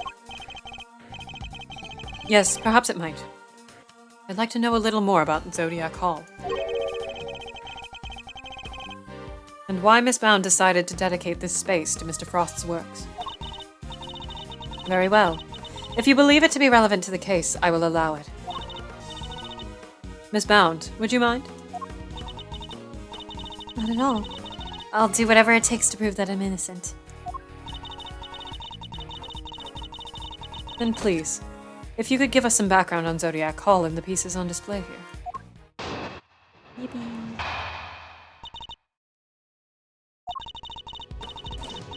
Took 18 years, but at long last, I was finally able to buy Samson's home back a little while ago. Hold on, did I? No. But a place like this is expensive to maintain, so I decided to turn it into an art gallery. To that end, I collected as many Paul Halik pieces as I could from around the world. Because if I'm honest, it's always been something of a dream of mine to open a space dedicated to his work.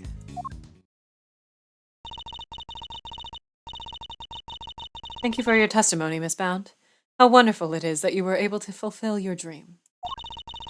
Well, Mr. Edgeworth, everything seems entirely above board to me. Judge Cavell.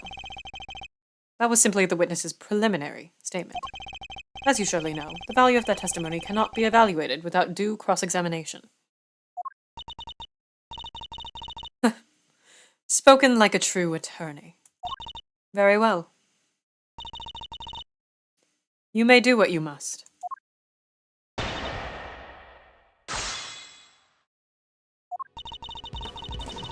Okay.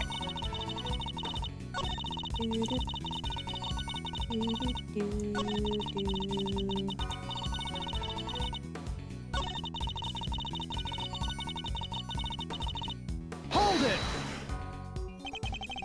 Tell me more about this dream of yours, Miss Bound. This is just like Yakuza 5. Oh, what I really wanted was to open a gallery with Samson, of course. A gallery of... Oh, she's singing.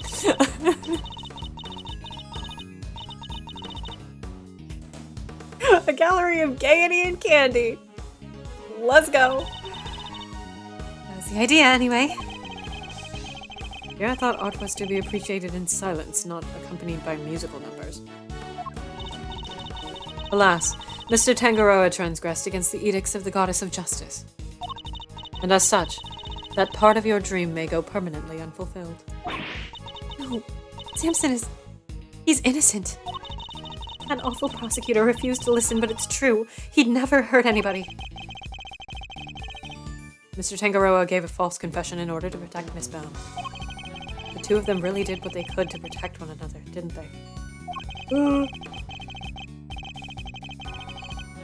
Sculptures in the Winter Wing weren't replicas. They're the very ones from 18 years ago. I need to show her I'm aware of that, or I'll never get to the truth. Oh wait, what the fuck did you just say?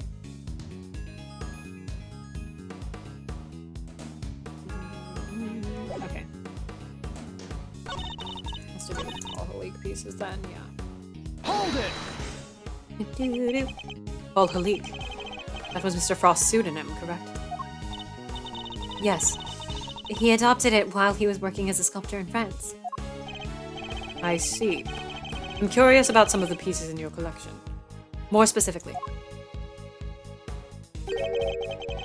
how you were able to acquire the Taurus and Gemini sculptures. It was my understanding that Mr. Frost died before he could complete them.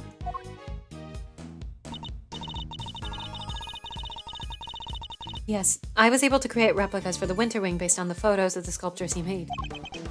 Really? Perhaps you could go into some more detail on that.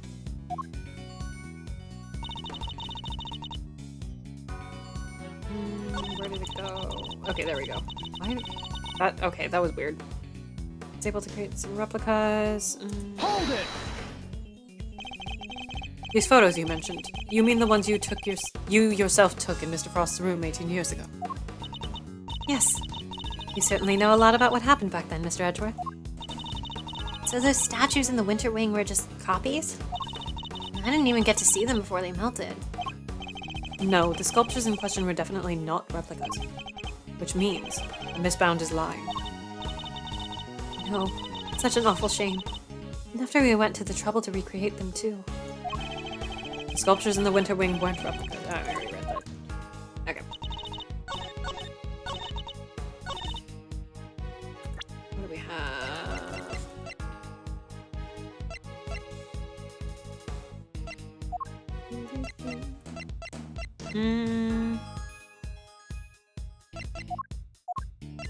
Is it this? Objection! The music didn't stop, oh no!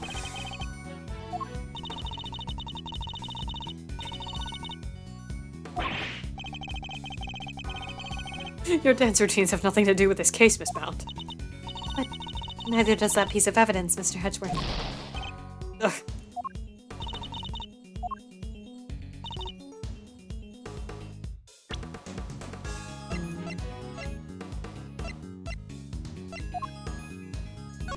Oh, is it this?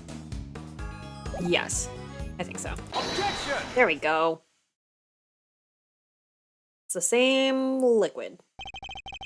I'm afraid you've run out of road, Miss Bound. You can lie all you like, but you can't deny the results of the tests conducted on the sculpture's remains. And those tests leave no room for ambiguity. What you had on display weren't replicas. They were the very statues Mr. Frost carved 18 years ago. Oh, I can probably help explain how they worked it out. Oh, whoops. How they worked it out if you like, dear. It's the sugar, you see. You might think sugar is sugar, but the composition is actually very unique. You could probably recreate the statues, but the sweet secret of the chemical makeup, no chance. Thank you, Miss Scone. I don't recall asking for her help, but still.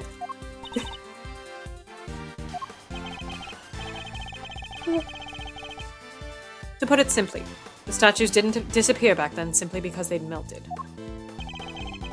They disappeared because you spirited them away and kept them hidden for these 18 long years. Yes, women in STEM! What? She kept a play. Oh, I didn't read that. Come back. Overruled! Damn it. No. It's the history button. Hold on. Ugh. She kept a pair of flavored ice sculptures around somewhere for all that time? It's not the most out there idea in the world, assuming you had a big enough icebox. Quiet, all of you. Miss Bound, have you anything to say in your defense? You've already learned that much. Should I take that to mean that you admit having hidden the flavored ice sculptures in question? No, I admit to no such thing. I haven't proven I was the one who took those statues away. And you won't, because it would have been impossible for me to do so in the first place. The police were already here when they disappeared. How could I have done it without them noticing? How indeed. I don't yet know exactly how you did it. But I'm far from ready to say that it was impossible for you to have stolen them away. You're a very persistent man, aren't you, Mr. Edgeworth? I am indeed. And I won't stop until I get to the truth. I see. Then I'd better tell you exactly what I did that day 18 years ago.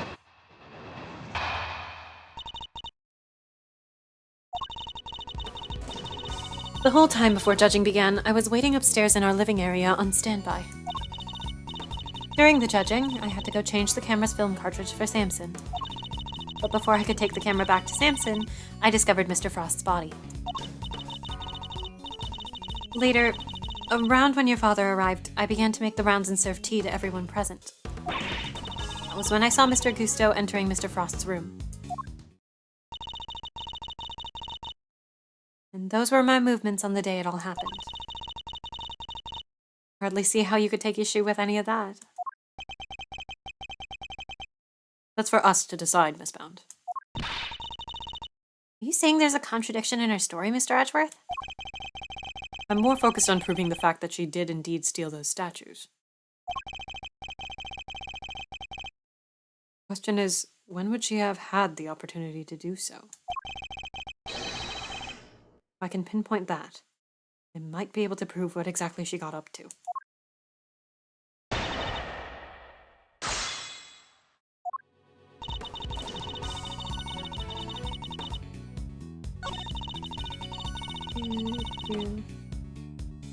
Isn't this wrong? Don't we have that? Do we not?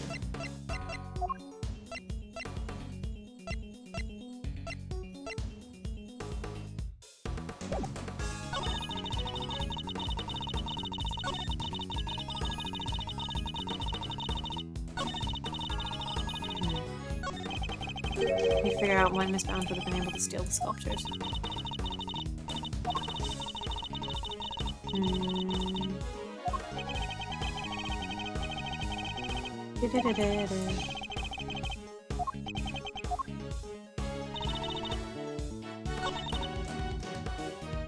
Hold it!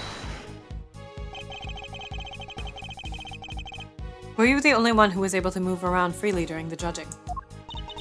Well, I wouldn't say freely exactly, but I was able to move around more easily than the contestants, yes.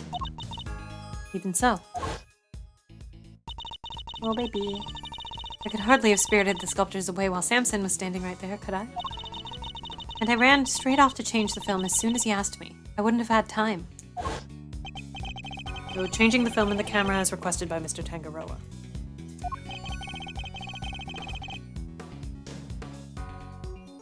I feel like it had to have been this, right? I'm gonna wait just in case, though.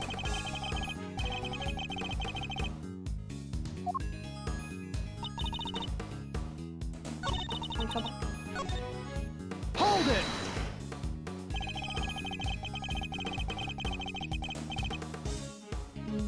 You entered the room containing Mr. Tangaroa's work before bringing the camera back to him, correct? Yes. I heard the sound of something collapsing.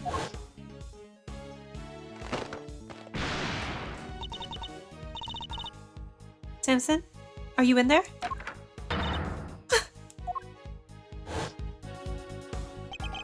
The sound of the chocolate chip falling over after a certain someone took a bite out of one of the supports. And Mr. Tangaroa was still in Mr. Gusto's room when you found the body. Yes, I'm fairly sure that was the case. He was judging each room in order, and he liked to take his time. To the point at which she discovered Mr. Frost's body.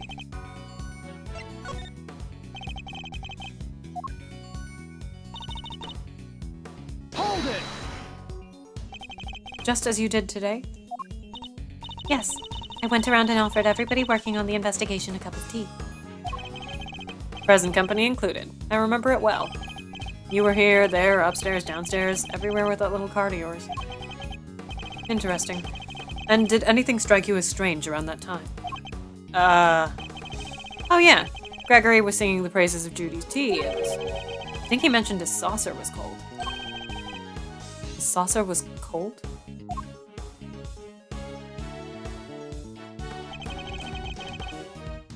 This was the moment. Miss Bound, I believe this was when you stole the sculptures.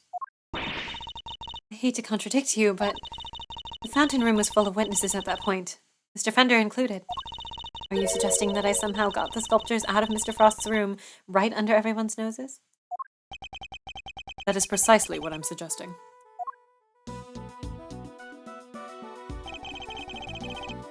Miss Bound stole those ice sculptures and she did it by hiding them here. Bip. Take that!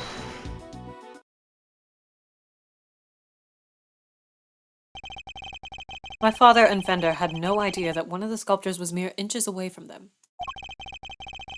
Because it wasn't just a tea set you were pushing around, Miss Bound, but a hidden ice sculpture in a glass case. Ah! Overruled! Which, like, in the game does not look large enough to transport those. Surely such a thing would have been impossible. How would a case of that size fit on a serving cart? It would have been spotted immediately. Objection! Who said anything about a serving cart? What? I'm not sure I follow, Mr. Edgeworth. What are you suggesting she used instead? I'm suggesting that Miss Bound used this to transport the sculptures. Where is it? Take that! And this is? Lift cart. The cart that Miss Bound used to move the flavored ice sculptures out of Mr. Frost's room 18 years ago. And it would appear that the very same cart is still here with us in this fountain room. That does not look the same size as the other one.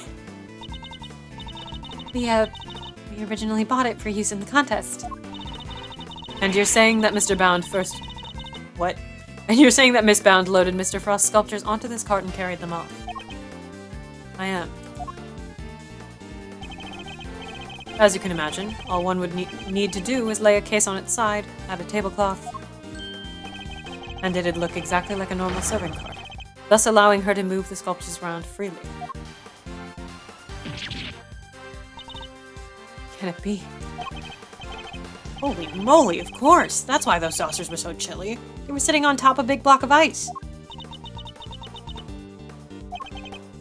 Dudes, how could you? Impressive. And again, you are Mr. Gregory Edgeworth's son. Should have expected no less. There isn't a scrap of evidence that I stole the sculptures all those years ago now. And yet, I knew that no matter what I said or did, I'd always be under a cloud of suspicion. So you admit it. You admit that you stole them from Mr. Frost's room. Yes, I do. I took those sculptures and their glass cases out of that room 18 years ago.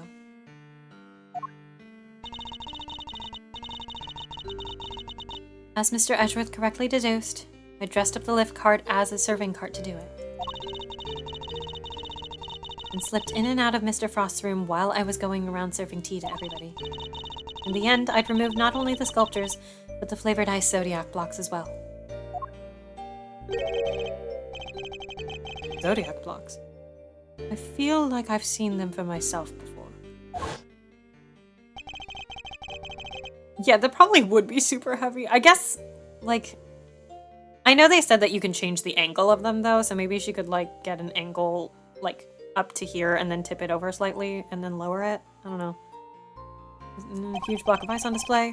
Must be incredibly heavy, though maybe not. What with it being hollow on the inside? Oh, I guess it wouldn't be. If the Winter Wing really is an exact replica of Mr. Frost's room from 18 years ago, then, even though my father never saw them because they'd already melted, the Zodiac blocks must have been in the victim's room back then as well. When I had finished moving the 2 ice sculptures and the 2 Zodiac blocks out, I took 2 fresh, empty cases to Mr. Frost's room and put them where the original 2 had been. Only the sculptures had been kept... What? Oh yeah. Only the sculptures had been kept in glass cases, you see, to prevent them from being damaged. The blocks were a little more robust, so they had been displayed as is. As stated in the contest rules, we were responsible for providing all display materials, including cases. Meaning it would have been easy for her to repair those empty spares she swapped in. Mr. Frost's room contained quite a few other flavored iceworks in progress. I figured if I melted them down somehow, the resulting puddle would look like it came from the sculptures.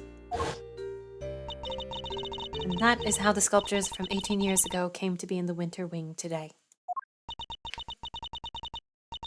I have to say, Mr. Edgeworth, that's quite the confession. Indeed.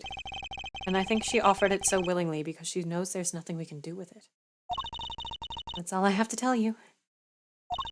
However, despite everything I've shared, you can't charge me with anything now, can you?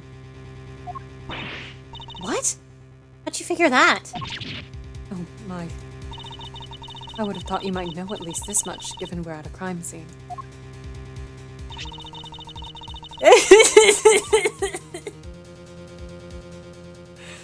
I suggest you memorize the various statutes of limitations outlined in this book. Statutes for dummies.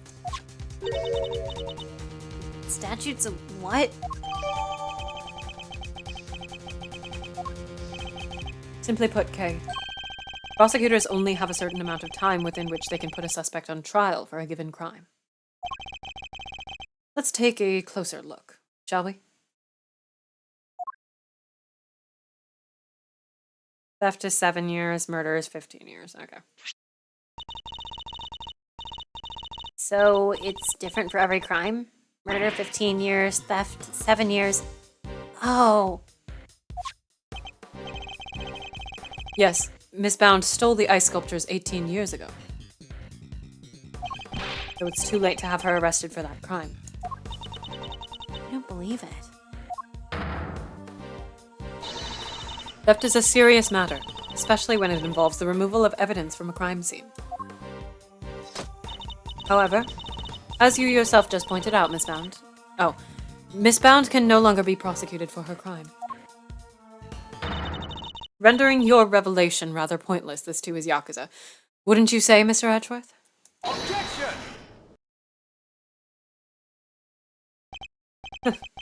I wouldn't be so sure about that. For you see, the theft of the ice sculptures isn't my principal interest here. I find the body that reappeared 18 years after the theft to be of considerably more interest. Are you suggesting that I also hid Mr. Frost's body? This is just like the Somnium Files Nirvana initiative. I am indeed. But how do you keep a body hidden for 18 years without anybody finding it? By hiding it in a very unusual way. Ooh, now this is interesting. Are you telling me that you know where the body has been all this time, Mr. Edgeworth? It's not such a big leap if you think about what Miss Bound has told us already. Let's just say it wasn't just flavored ice that she had removed from Mr. Frost's room back then. At this point, either Somnium Files, Yakuza, and Ace Attorney just need to fuse universes. I think that is what judgment is. Very well. If you are confident in this claim, let us put it to the test. Tell me, Mr. Edgeworth, where exactly was Mr. Frost's body hidden? I don't know, man.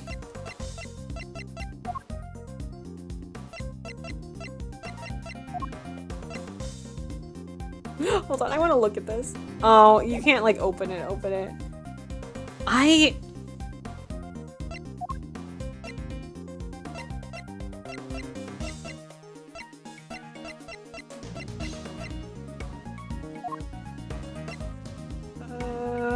Was this the answer?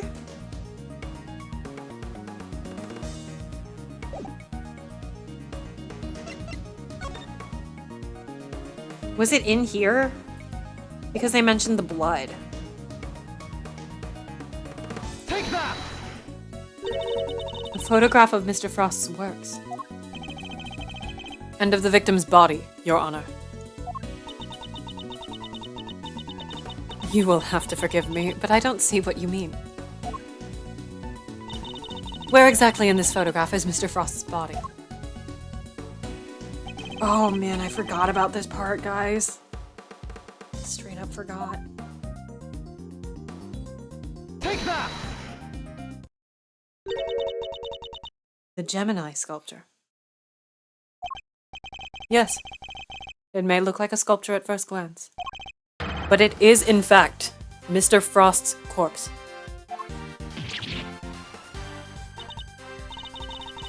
Surely you can't be serious. I am serious, and don't call me Shirley. I don't see anything in the photograph to support such a wild claim. Objection! That's because a certain piece of evidence was used to hide the body in plain sight. It's fucked, man. And what piece of evidence might that be? The court demands that you present what was used to conceal the body. This is fucked up, man. Take that!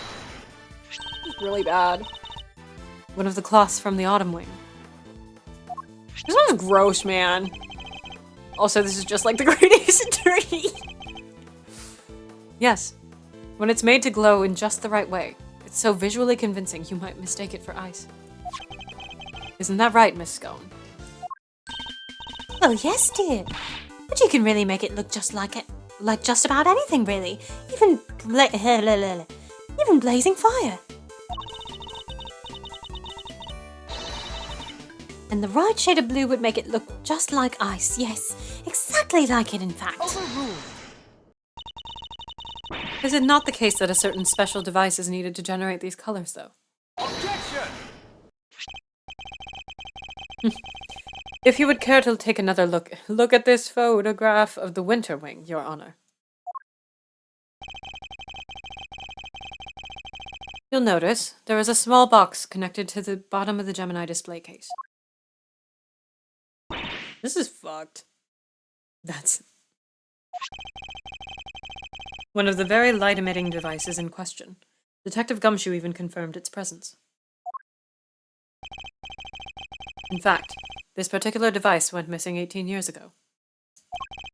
Back then, it was no doubt firmly connected to the cloth inside the display case. Which means Miss Bound had no choice but to take it with her when she removed the sculpture.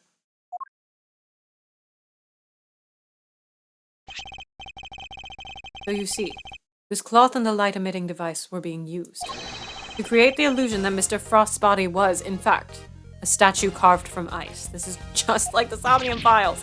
No, this can't be.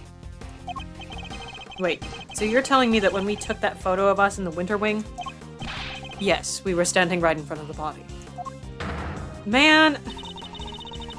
The body and the cloth were both recovered from the fountain.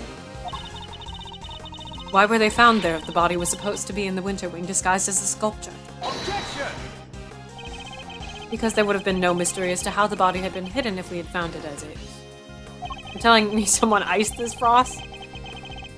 Miss Bound needed to remove Mr. Frost from the Winter Wing in order to throw us off the scent. Overruled! Ridiculous. I don't recall her sneaking around behind our backs to throw a body in the fountain. No, when she didn't need to, because she had another method at her disposal. Her trusty lift cart. The same cart that had proved so useful in executing her original theft.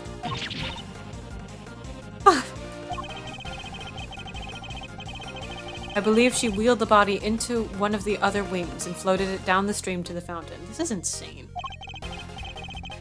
The frozen body, being quite solid, probably got stuck somewhere along the way. Which is why only the cloth appeared at first.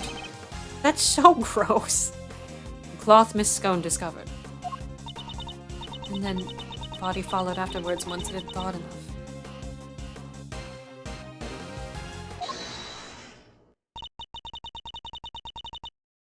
This is fucked, man. That's gross. It's an ingenious theory, Mr. Edgeworth. But can you prove that it was me? Seems a little unfair to expect me to accept your accusations without proof, don't you think? What about an eyewitness? You think someone might have spotted her when she was moving the body? Yes, Larry! As a matter of fact, I do. And the contradiction in the piece of evidence I was provided will shed light on exactly how Miss Bound moved the body as well. Well, Mr. Edgeworth, do you have any evidence to support your allegation? Of course. I have a piece of very compelling proof right here. Then please present it to the court. What evidence do you have that proves Miss Bound acted as you claim? Take that! More drawings. Oh, look, this one's me. And is that me? Yes. Mr. Butts drew sketches of people as they passed through the fountain room. But what I'm interested in is the cart that we can see here. Miss Bound's serving cart. What about it? You don't see it. She's using the same trick she used 18 years ago. Ergo, we know that Miss Bound was busy moving Mr. Frost's body when this picture was being drawn. What? If I may. I don't see Mr. Frost's body anywhere in that sketch. She was serving. All I see is a picture of me delivering chocolates to everyone. You did the same thing. In fairness, if it worked the first time, I would do it again too. Really? Then allow me to direct your attention to the color of the tablecloth, Miss Bound. I'd originally thought that Mr. Butts had made an error, but he's assured me that that couldn't possibly be the case. This tablecloth appears to be light blue. Yes, a shade of tablecloth that Miss Bound doesn't seem to own. The cloth only appears to be light blue due to the body hiding just underneath. I too would have an inflated ego if I pulled the stunt 18 years ago and it worked. But the shape of the cart is perfectly rectangular, just as one would expect. Surely it would be immediately obvious if the tablecloth was being draped directly over the body. Objection! Not if the body had been placed inside one of the hollow zodiac blocks in the winter. Place one of those on the lift cart and it'd easily pass muster as a regular serving cart. Wouldn't you agree? Goddess of justice. Miss Bound. Surely now you must admit that it was you who moved the body, just as you did 18 years ago. I didn't expect you to deduce all that from a single simple sketch. But that sketch alone isn't really enough to prove your theory, is it? You needn't worry on that front. My case doesn't rest solely on Mr. Butts' artwork. Once you had disposed of the body, your serving cart became a simple lift cart once more, which is exactly what we discovered here in the fountain room.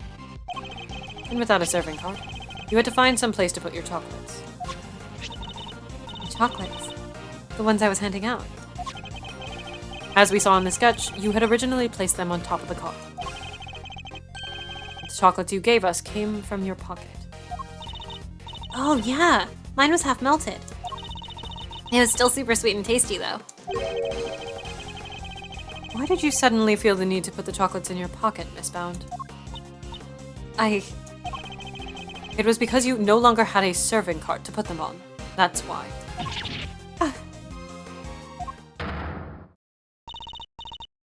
One moment, please. You have explained what Miss Bound did with the chocolates in the lift cart. But what about the tablecloth? Where did it go? Indeed. If stashing the chocolates in her pocket was the only solution she could think of, I doubt Miss Bound had the time to dispose of an entire tablecloth. Well, Mr. Edgeworth, do you have an answer for me? See, I don't remember this part in the original. And if I'm right, I'm gonna feel real smart. Miss Bound didn't hide or dispose of the tablecloth, Your Honor. In fact, it's right here in front of us. I'm right. Perhaps you would care to enlighten us. Where exactly is the tablecloth Miss Bound used to hide the body?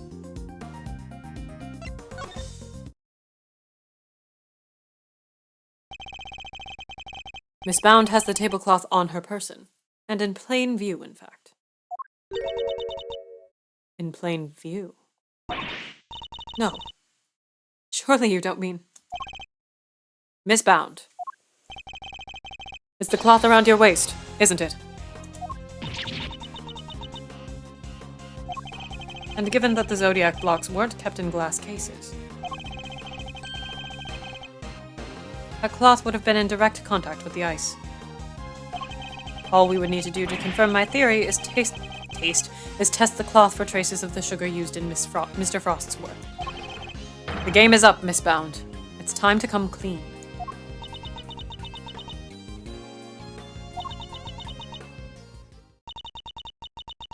You won't need to test the tablecloth. Everything you said is true. I stole Delicia's infesticide ultra, and I moved Frost's body. Oh. It was me. It was all me. Delicia, I'm so sorry. Last week, I went into your bag and I took it.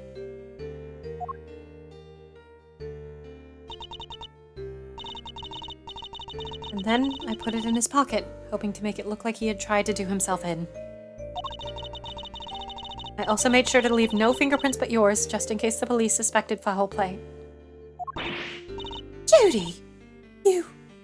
Oh, gosh. But, Judes, why? Weren't we supposed to be on the same side? All fighting together to free Samson? We were, but I couldn't afford to get arrested. Not yet. Not until I'd finally proven that Samson is innocent.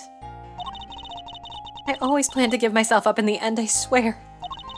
I know it's easy to say that now, but... I do it this way, though. It's not like you. I'm sorry, Mr. Fender. I've caused you so much trouble. I've been the guilty party all along, ever since that day 18 years ago. Are you trying to tell us that the true culprit in the IS-7 incident was you? I committed a terrible crime. I took those sculptures, and I stole them for purely selfish reasons. The moment Mr. Frost died, they became more than mere entries in a confectionery contest. They became the final works of Samson's favorite artist. I couldn't allow them to just melt away, not before he came home. And that meant I couldn't let anybody near them, not even the police. So I hid them. I knew it was wrong, but I just had to. I put them in the cold storage room for safekeeping. What I had actually done was far worse than anything I could have possibly imagined. Because who would have thought that Mr. Frost's body itself was posing as one of the sculptures? So she didn't know about the body when she stole the sculptures. Samson is a kind man. A saint. He could never kill anybody. Ever. And yet, because of what I did, the police never found Mr. Frost's body. And Samson was found guilty.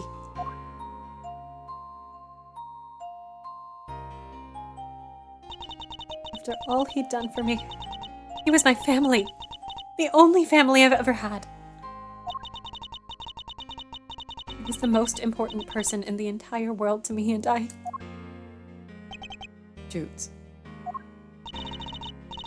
After his conviction, I was forced out of our home. I was finally able to return only a few days ago, and when I did, I went to the cold storage room to check up on the sculptures, and that's when I saw it. Mr. Frost's body. It had been there the whole time. And of course, by that point, the statute of limitations had expired. So I did what I did today, because it was the only way I could think of to make things right.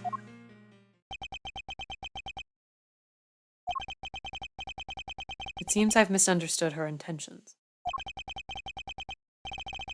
Everything she's done really has all been for Mr. Tangaroa's sake. Hey, what are you thinking about, Mr. Edgeworth? Something that's been puzzling me.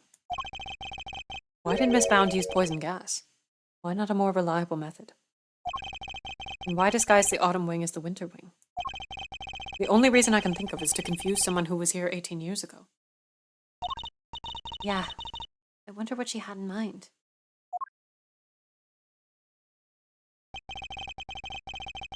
She was trying to prove that Tangaroa is innocent. Miss Bound's ultimate goal must be to.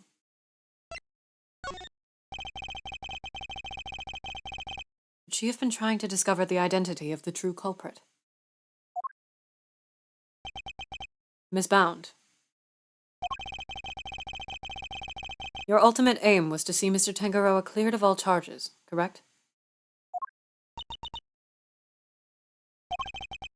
And to that end, you had to expose the real killer, and have the police find the body from 18 years ago.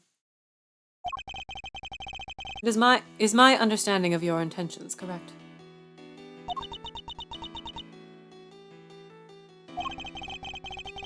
Exhibiting the sculptures was sure to force the killer to return to the crime scene. After all, they were the only person apart from you who knew that the body was hidden in the icework. So they would have freaked out thinking that the body was about to be discovered and come running, yeah?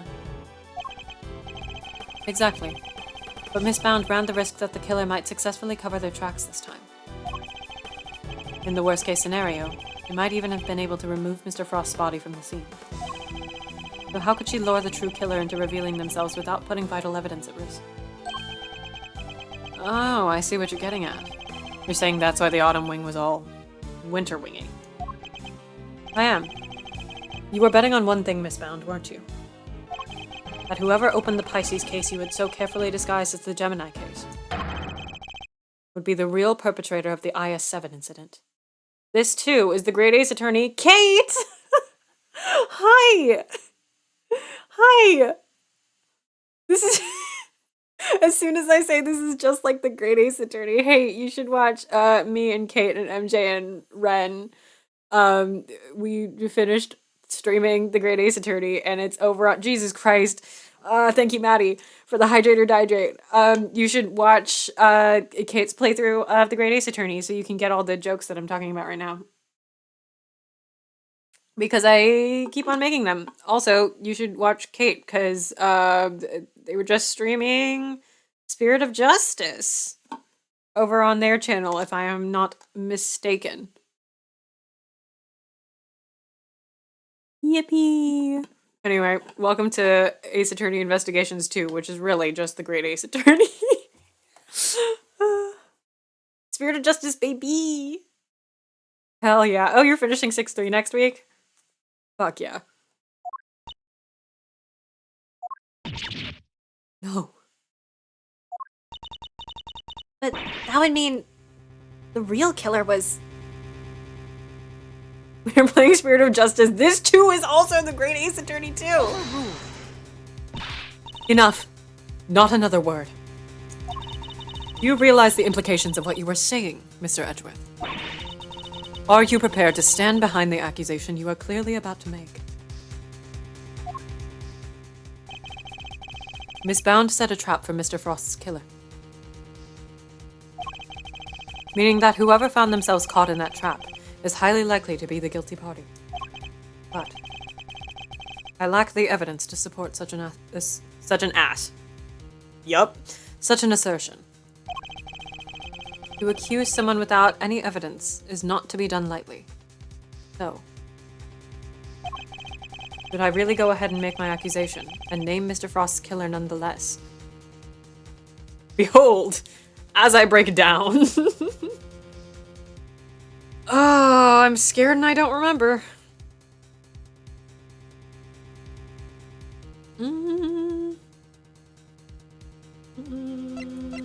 See, if it were, if this were the Great Ace Attorney, the answer would be, fuck it, we bowl. Let's go fuck it, we ball. My ultimate goal is to see the truth exposed. And to do that, I need to seize the moment. Yes, Judge Gavel.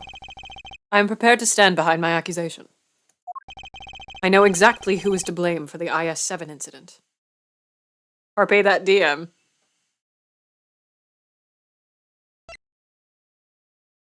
Take that! Mr. Gusto. The victim of the poison gas attack is the perpetrator behind the IS-7 incident.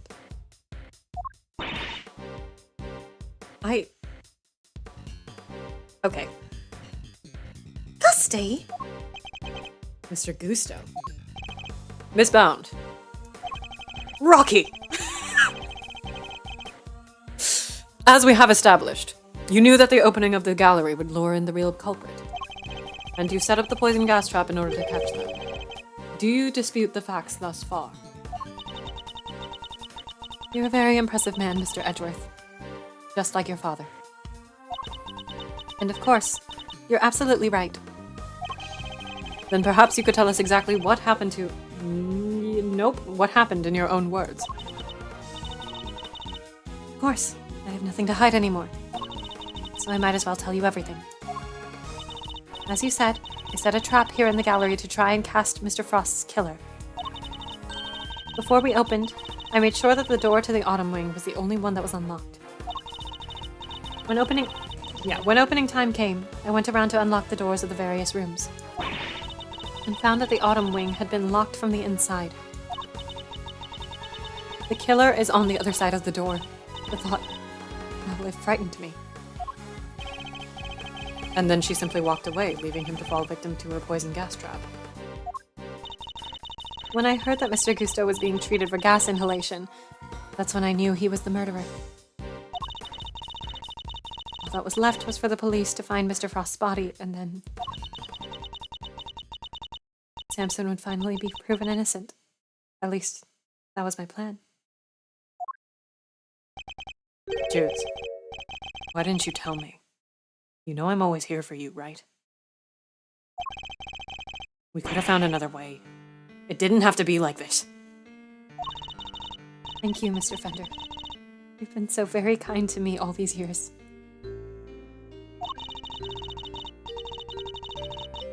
But I'm the one who created this mess, so it was up to me to try and clean it up.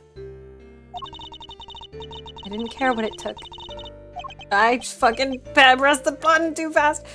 As long as I could get Samson out of that awful place. Judy, Judy, Judy.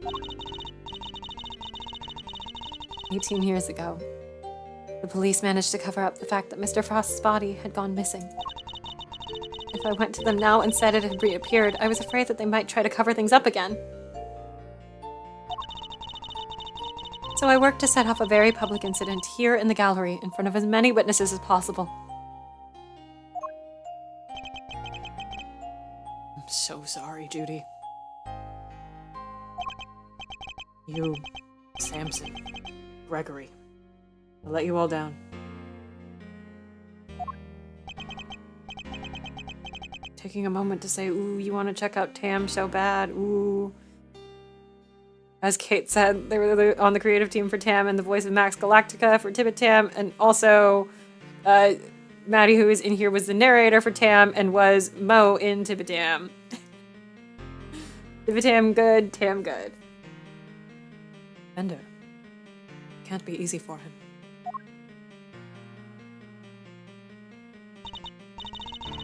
No. I'm the one who should be apologizing. Mr. Edgeworth, Mr. Fender, I hope one day you can forgive me. And whatever punishment I have to face, I'm ready to accept it. I'm telling you, this too is the Great Ace Attorney.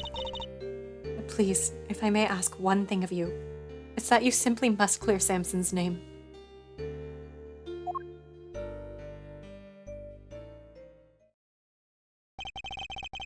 The way the truth of these past 18 years had come to light was unexpected, to say the least. Watch Big Top and turn on the captions. And yet, it had only set us down a path towards an even more shocking end.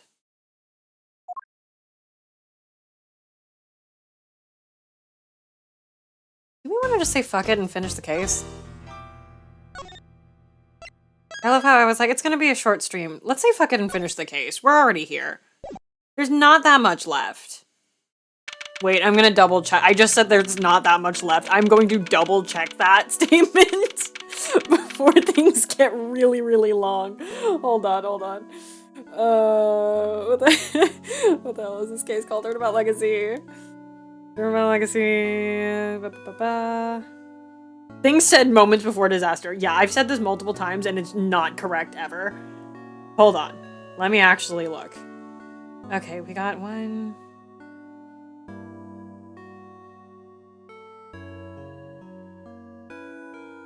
The other thing is it's not very late yet. I do have to be up early tomorrow, but like, not that early.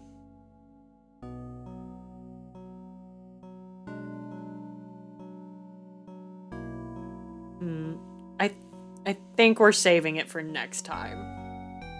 I think we are. Turnabout Ablaze is especially egregious. Ablaze PTSD. Okay, I think we are going to save this for next stream.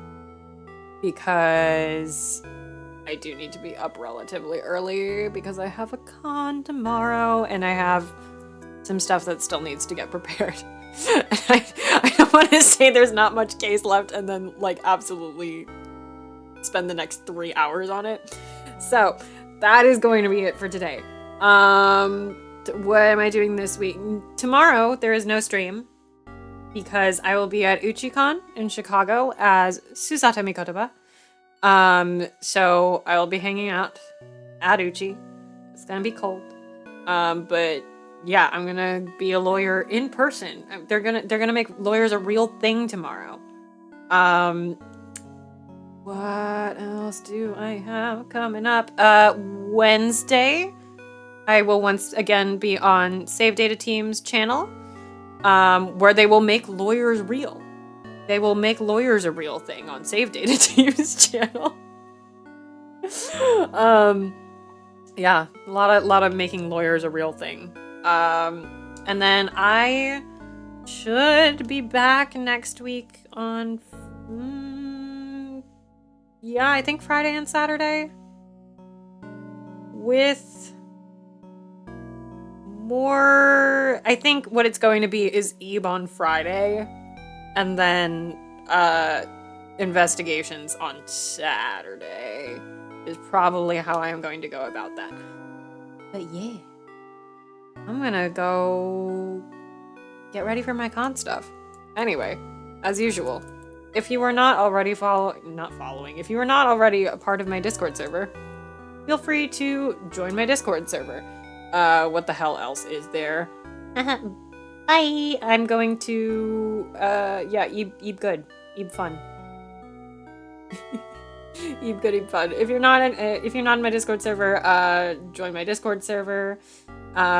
If you want to support me by buying games, for example, this one, you can do so on my Nexus storefront.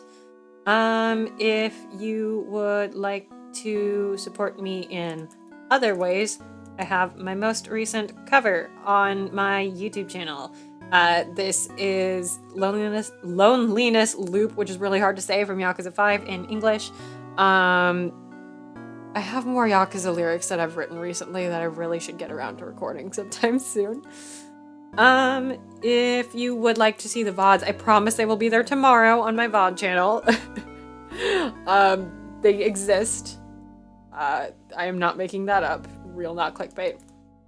And then also, if you haven't seen it already, please check out the Ace Attorney cosplay collage, which is a cosplay collage featuring over 100 Ace Attorney cosplayers. I have a friend at MagFest this weekend who sent a picture of some Ace Attorney cosplayers, and I recognized several from the collage, which was really neat. Yeah, check it out if you haven't already. Is is anybody still online for the sake of doing a funky little raid? Because usually, Kate, your streams go longer than mine, and usually I raid you. But that is not an option because you did that. You beat me to it. Let me see. Are any of my mutuals streaming right now? No, not at the moment. Alrighty. How dare you be focused and determined to finish a Ace Attorney like stream in a reasonable amount of time. Anyway, that is going to be all for this week. I will see you either tomorrow at the con or next week. Focused is a strong word. Or I will see you guys next week. I gotta go do things. Goodbye.